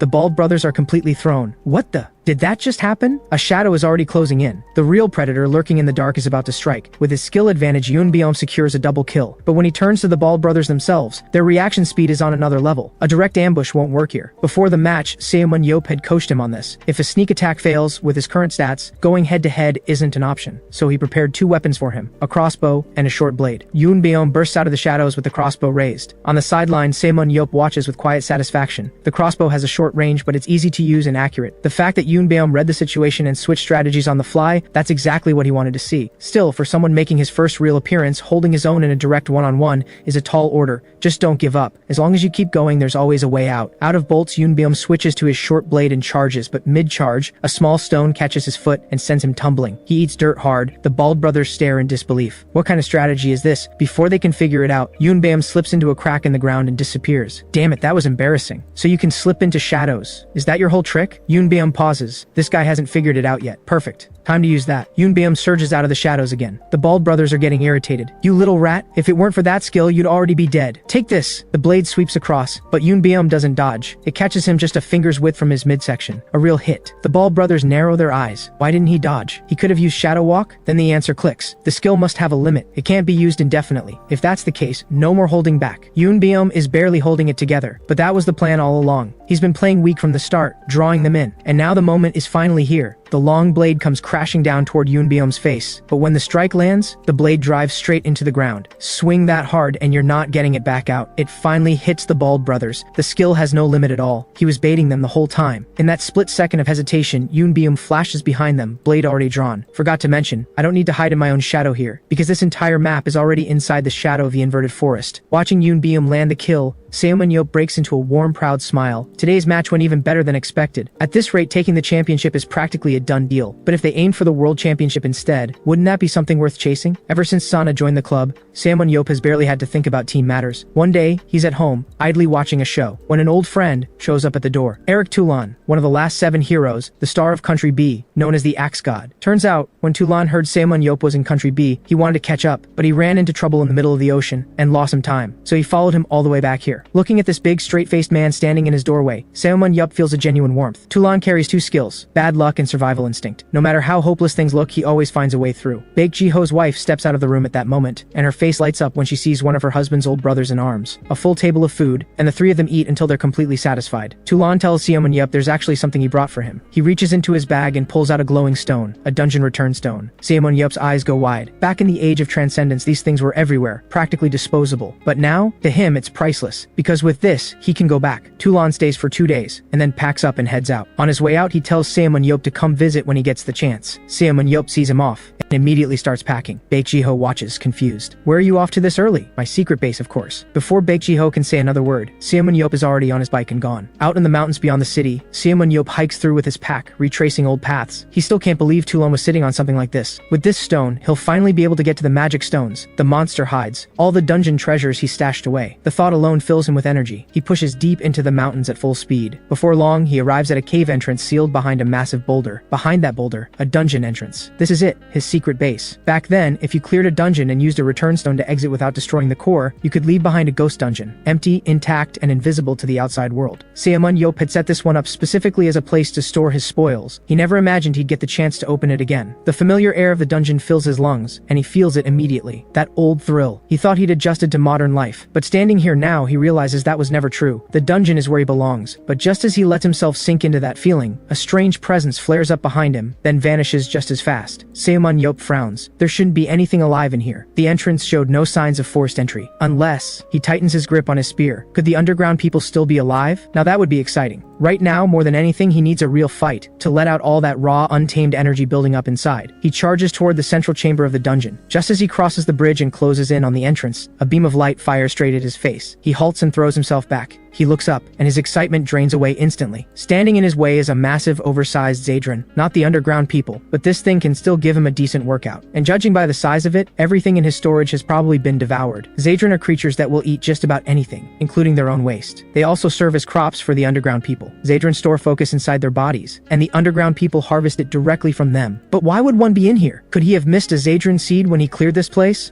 It's possible, but Ximen Ye is thorough. Every time he cleared a dungeon, he turned the whole place over and destroyed every last seed. He can't make sense of it, but that can wait. Deal with it first. The Zadran lashes out with its vine tendrils. Ximen Ye grips his spear with both hands. Without taking a single step, he deflects every strike. The moment an opening appears, he activates Enhanced Throw without hesitation. The spear blasts forward like a missile and drives straight through the creature. A thunderous impact, and the Zadran collapses. That was it? Hardly satisfying. He recalls the spear and starts venting his frustration on the corpse, striking it over and over, as if that's the only way to get it out of his system. An hour later, every last seed has been cleared. He keeps one, just as a memento. He heads into the storage area, just as he suspected, cleaned out completely. But there's one room the Zadran could never touch, the sealed stone chamber, where the dungeon core is kept. He had placed a seal on it years ago, and stored his magic stones inside. The door shows no signs of damage. He pushes it open and steps inside, and stops cold. The chamber is empty, nothing left but the core itself. To humans, magic stones are just glowing rocks, but to the underground people, they're the equivalent of oil and coal. Could there really be an underground person in here? Then his eyes land on something on the floor. Wait, isn't that my spear? The moment he confirms it's his, everything clicks into place. What he sensed back in Country B was no illusion. That underground person fled and ended up here. After a closer look around, the picture becomes clear. If he's reading this right, the underground person has been farming Zadran inside this base, and this chamber must have been rigged with some kind of alert system. Then, a dark, eerie presence erupts from behind him. He turns. A cloaked figure materializes in a haze of deep red. Ximen Ye breaks into a wide, delighted laugh. You damn underground people, you really are still alive. Nearly a year back on this earth, and he's been starving for this. The feeling of being back in a real dungeon fight. The rank of underground people is determined by the color of their focus, and the level 3 red focus underground person standing before him is exactly what he was hoping for. The underground person sees the mocking look on his face and lets out a roar. Filthy human, why are you here? Ximen Ye lets out a quiet, dangerous laugh. Filthy human? What if I told you that your entire civilization was destroyed by the very humans you're looking down on? How would that make you feel? But honestly, humanity owes you people a debt of gratitude. Because you were our prey, just like you harvest Zadran. We hunted you, and the rewards let us live very, very well. We made a killing off of you. At that, the underground person can hold back no longer.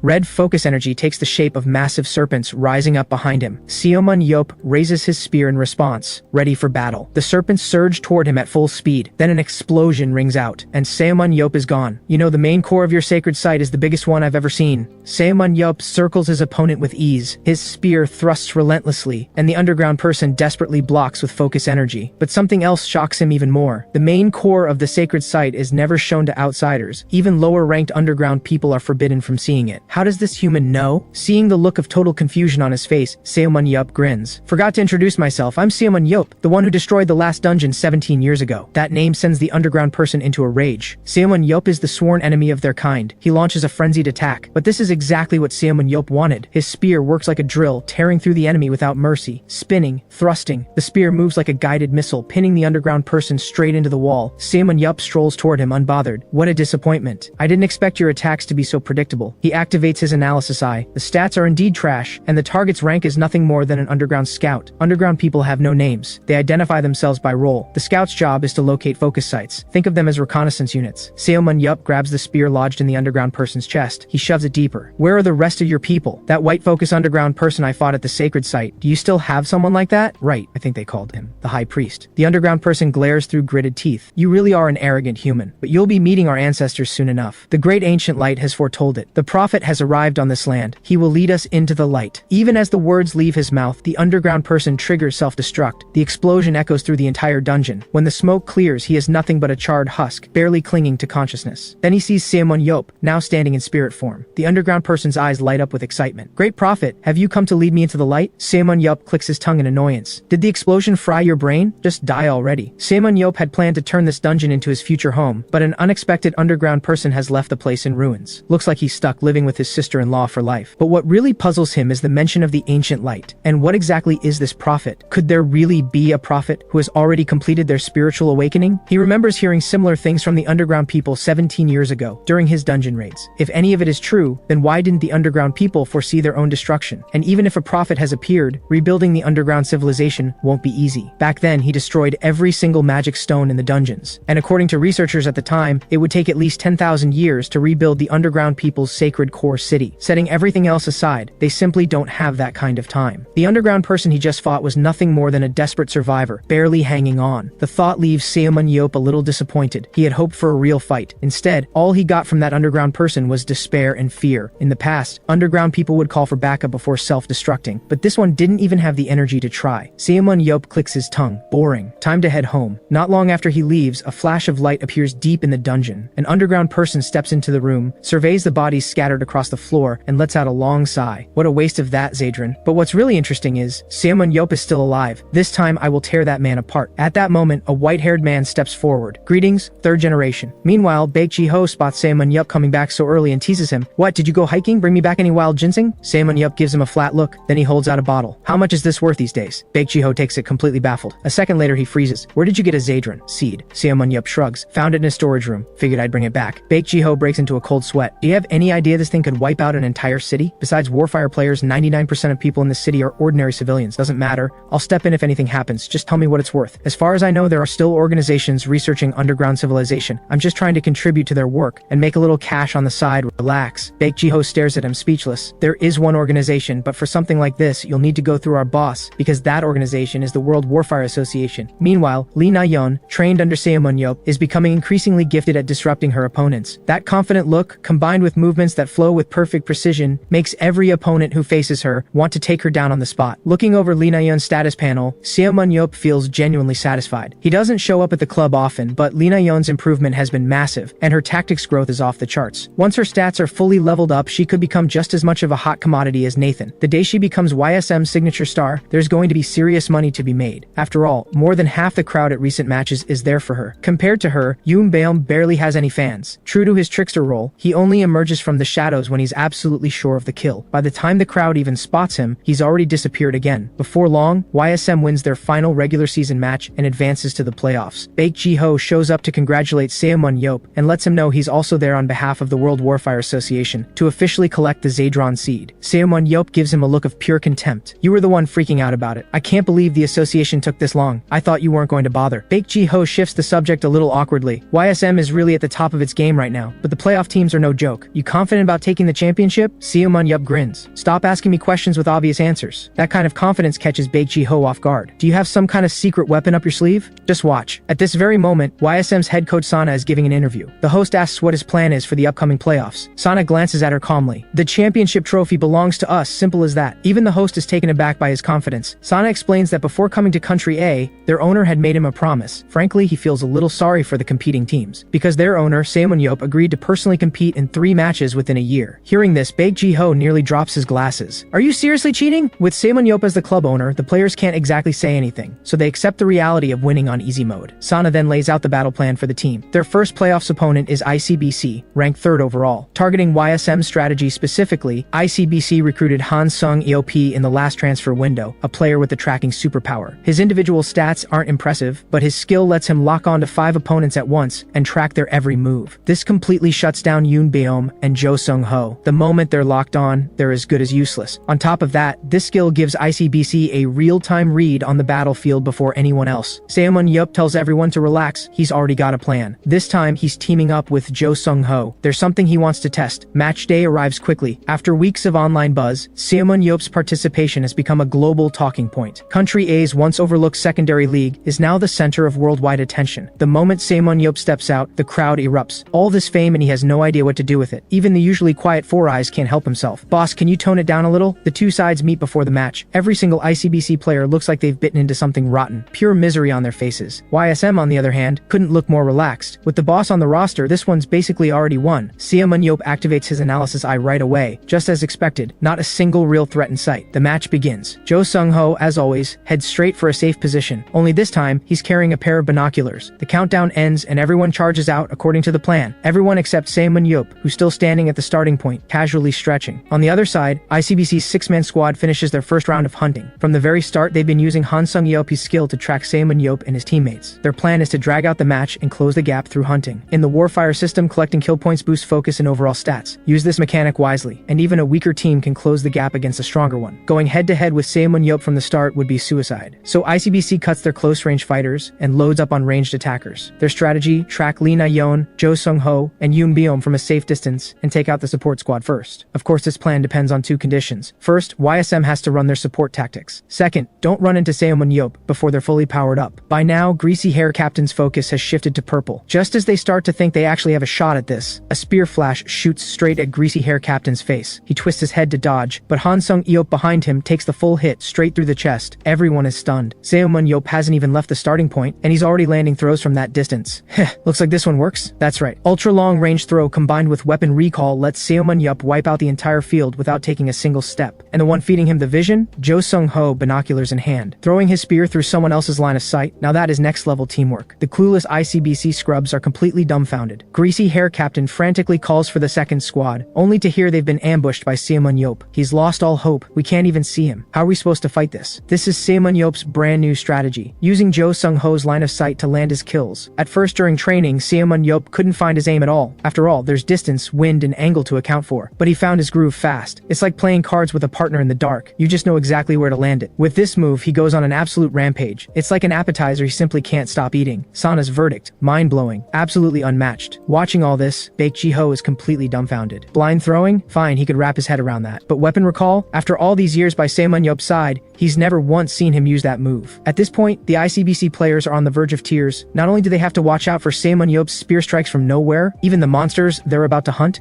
keep getting sniped away by him. Anything he sets his sights on gets pierced, no exceptions. And the worst part? He's clearly enjoying himself more with every kill. Greasy hair captain finally loses it. Let's pull back. Now! At that exact moment, a spear launches through the air. Greasy hair captain throws everything into a desperate block with his shield. The spear slams into the ground. The scrubs let out a breath that was way too close, but they completely miss it. A shadow stretching out ahead of the spear, caught in the refracted light. Ximen Ye calls Yoon Baem over. You can't just keep lurking in the wings. Time to earn your spot. That's right. Ximen Ye uses the shadow cast by his spear to teleport Yoon Baem directly in. Get ready for a trickster, feast. Meanwhile, the rest of YSM's roster has fully powered up. From this point on, even if Ximen Ye doesn't lift a finger, the result is already decided. The match ends. Ximen Ye is the undisputed MVP. To a roaring crowd, he walks off to the locker room. Sana says the match delivered massive visual impact, and the crowd response was incredible. Ximen Ye lets out a quiet laugh. Then let's wrap up the show. Starting now, I'm playing for real. The second match between YSM and ICBC takes place in Thousand Bridge City, a cylindrical tower built from countless bridges. Some bridges collapse the moment you step on them. Others are pure illusions. Every step has to be calculated. It also carries a nickname, the Rookie Crusher Dungeon. The moment the match starts, all of YSM's players dive straight into combat against the monsters. The undead spiders hunt living targets with their webs, cocooning them and turning them into zombie soldiers. The monsters are so lifelike they bring back memories of Ximen Ye's actual dungeon days. He takes stock of the numbers, then tells the team to handle the weaker zombies, and keeps all 8 undead spiders for himself. With that, he activates Enhanced Throw. 8 spears held between his fingers, both hands launch at once. The spears fly as if guided by their own eyes, each one zeroing in on a different undead spider. Explosions, shrieks, and the wet crunch of impact echo through the dungeon. The more he kills, the more fired up he gets. His own teammates can only stare. Did the boss come in fully buffed or something? In just 2.5 minutes, every monster in the area has been wiped out. Across the entire Warfire competitive scene, that kind of speed is absolutely explosive. Ximen Ye calls Jo Sung-ho over. He tells him to use focus transfer to share his focus energy with the rest of the team. Right then, a fierce shout rings out. Hands up, you're surrounded. Boss, what do we do? They've got us cornered on the bridge. Yellow hair grins with pure excitement. Let's see you get out of this one. Archers, move up. The whole scene cracks Ximen Ye up. I can't believe you idiots actually came up with this plan. The effort alone deserves some respect. So let's all enjoy the fall together. ICBC stands there completely lost. At this moment, Ximen Ye activates weapon recall. The spears he fired earlier are all on their way back. The key detail, they return at the exact same speed they were thrown. And that kind of force will tear through everything around them. Sure enough, the ground beneath everyone, teammates included, shatters, and they all plunge deep into the cylinder. Ximen Ye planned this from the very start. He knows the layout of this dungeon by heart. So before recalling his spears, he made sure his teammates were standing in the safe zones. Every YSM member lands on a real bridge. The ICBC scrubs, on the other hand, either land on illusions or hit the fake bridges that crumble on contact. But just watching them fall isn't enough to satisfy Ximen Ye. He wants to take out all 6 of them before they even hit the ground. Ximen Ye dives down like a god of death. 1 thrust, 1 kill. In just 2.5 seconds, he racks up 4 kills. Everyone watching outside is speechless. Is this something a human being can actually do? After the 5th kill, Ximen Ye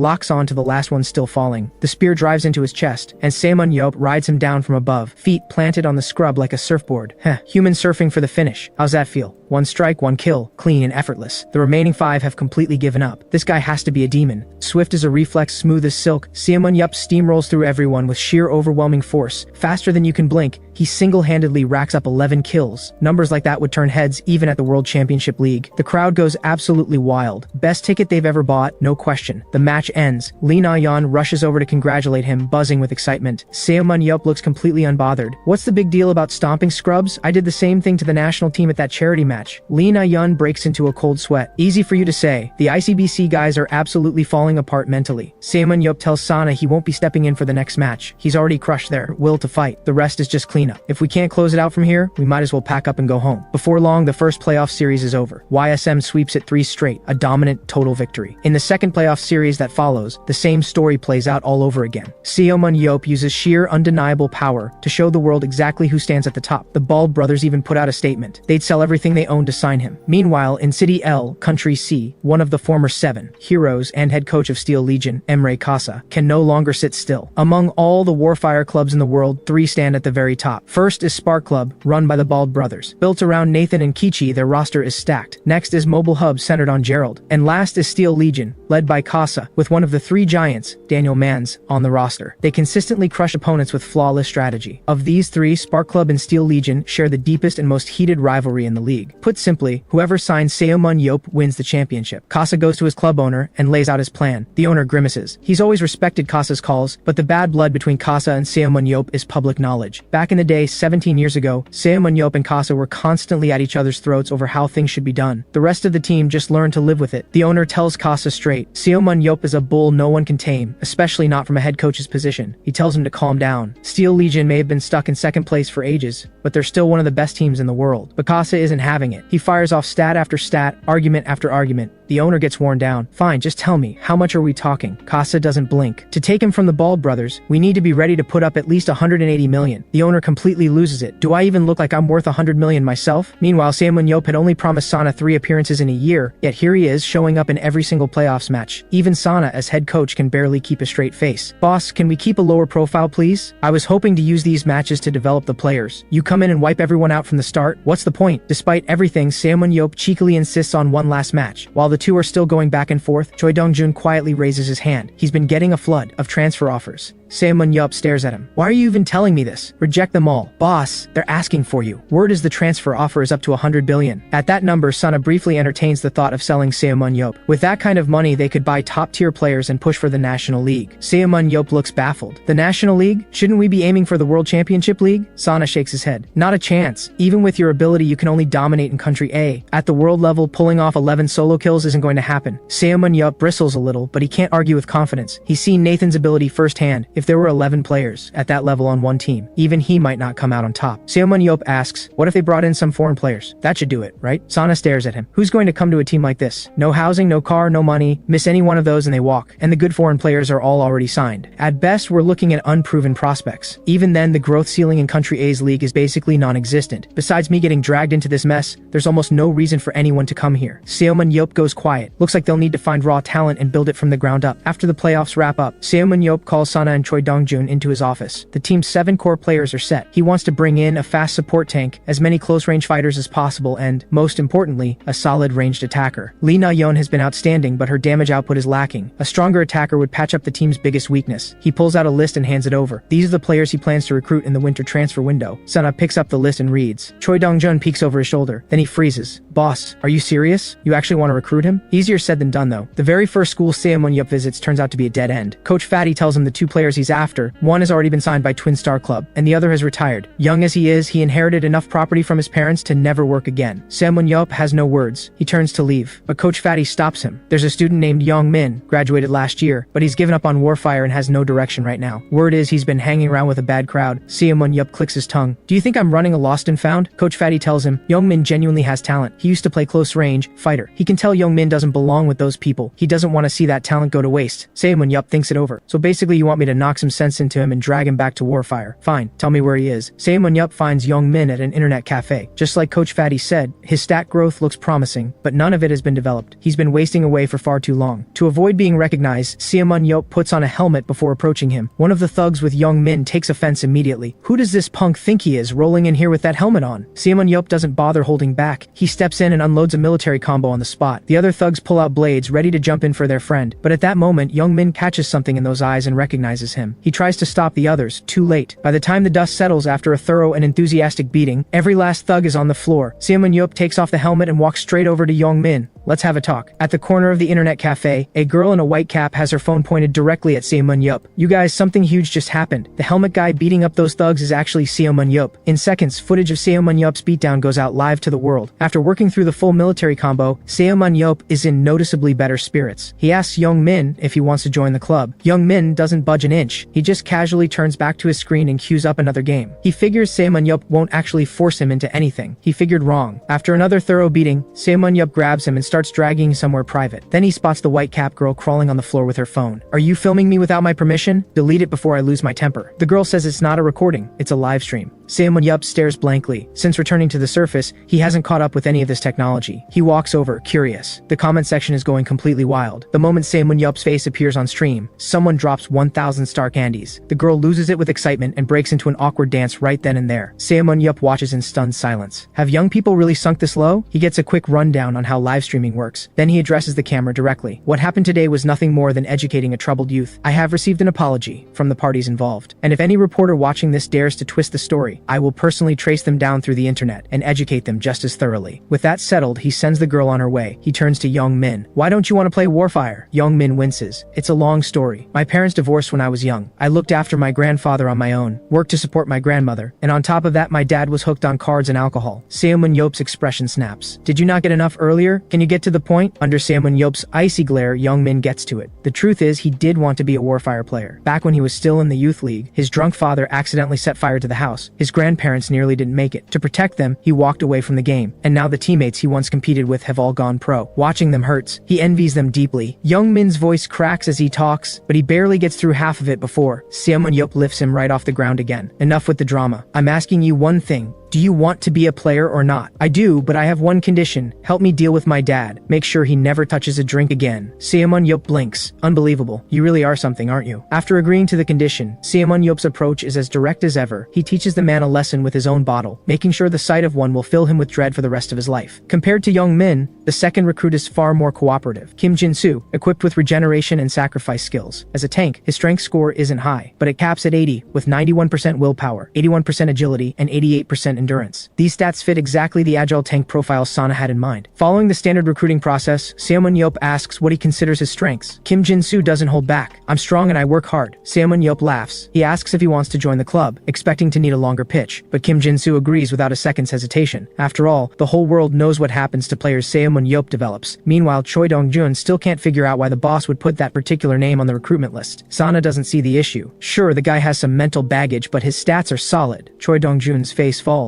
You don't know the history between him and the boss. The player giving Choi Dong-jun such a headache is none other than Shim Young-soo, the very person Ximen Ye once beat up. After Baek Ji-ho acted on Ximen Ye's suggestion, Shim Young-soo was cut from the national team. Furious and humiliated, he drowns himself in alcohol day after day. What he doesn't know is that Ximen Ye already has his eyes on him. And Ximen Ye's method, as always, is to lead with his fists. You've been cut from the national team. Your value is about to drop through the floor, and your reputation will only get worse from here. But I'm offering you a chance to start over. Join my club. Shim Young-soo explodes with rage. "Who do you think you are? You're the reason I got cut in the first place. You think I'm going to trust a single word you say?" Ximen Ye slaps him. "Watch your mouth." Then comes another full and thorough beating. Shim Young-soo goes completely quiet. Ximen Ye tells him to stay on his good side. One word to Baek Ji-ho, and he can get him back on the national team. He advises Shim Young-soo not to get any ideas. Back during the war, there was a troublemaker even worse than Shim Young-soo. After Ximen Ye took him under his wing, that same troublemaker became a hero of Country S. If Shim Young-soo wants to make his championship dream a reality, the smart move is to stick with Ximen Ye and follow his lead. With that, Ximen Ye tosses him a business card and walks away. But when Shim Young-soo gets home, his father tells him straight out to join YSM Club. Shim Young-soo stares in disbelief. "Didn't you hate Ximen Ye? And what about Baek Ji-ho? Weren't you two always at each other's throats?" His father speaks with quiet seriousness. "How could I hate a man who saved the world? My problem with Baek Ji-ho was never personal. I just didn't want to watch a world-saving hero get dragged through the mud because of bad coaching. As a coach, Baek Ji-ho's abilities are questionable, no doubt. But if Ximen Ye can use that connection to influence the national team, I'm all for it. And now YSM Club has Coach Sana on board. That's someone even the national team couldn't get their hands on." Shim Young-soo is completely lost. "But Ximen Ye can't stand me. Aren't you afraid sending me there will get me killed?" His father chuckles. "You know, Shulan and Kasa didn't get along with him either, but they still cleared the final dungeon together. Ximen Ye even gave his life for it. His character is far bigger than you can imagine. Join YSM. I promise it won't be long before you come out a completely different person." 2.5 weeks of work, and they've only signed 3 players. 2 of them are problem kids, of all things. Coach Sana is finding his boss harder and harder to read, especially Young Min. He genuinely cannot see what the kid has to offer. In fairness, it's not Sana's fault. The EAS system only reads a player's current stats. It can't show their ceiling. Ximen Ye tells him to be patient. The kid has been drifting. For a year, he just needs time to get back on track. Still, even Ximen Ye has to admit the roster is running thin. He's out of options in Country A. Every promising player has already been signed, and the ones left are too set in their ways to work with. Sana suggests he look abroad. After all, Warfire allows up to 5 foreign players per team. After a long day, Ximen Ye gets home to find Baek Ha-yeon has returned. After her time away training, every one of Baek Ha-yeon's stats has improved. Looks like the Bald brothers actually put in real work when it came to developing her. What surprises Ximen Ye even more is her leadership and tactics growth. Both are remarkably high. She might actually be captain material. Just then, Baek Ji-ho walks in unexpectedly. Ximen Ye hasn't put away his analysis eye yet and gives Baek Ji-ho a quick side glance. Leadership 51, tactics 62. Ximen Ye is speechless. No wonder the national team fell apart under his coaching. It all makes sense now. He lets out a long sigh and tells Baek Ji-ho not to push himself so hard anymore. He knows he's already doing his best. Baek Ji-ho stares at him, completely baffled. Later, over dinner, the topic of recruitment comes up. Baek Ji-ho mentions that if they're looking for foreign players, Country T might be worth a visit. Baek Ha-yeon lights up at the idea. She immediately says she wants to come along if Ximen Ye is heading to Country T. Apparently she's heard that every transcendent in Country T is a fan of Ximen Ye.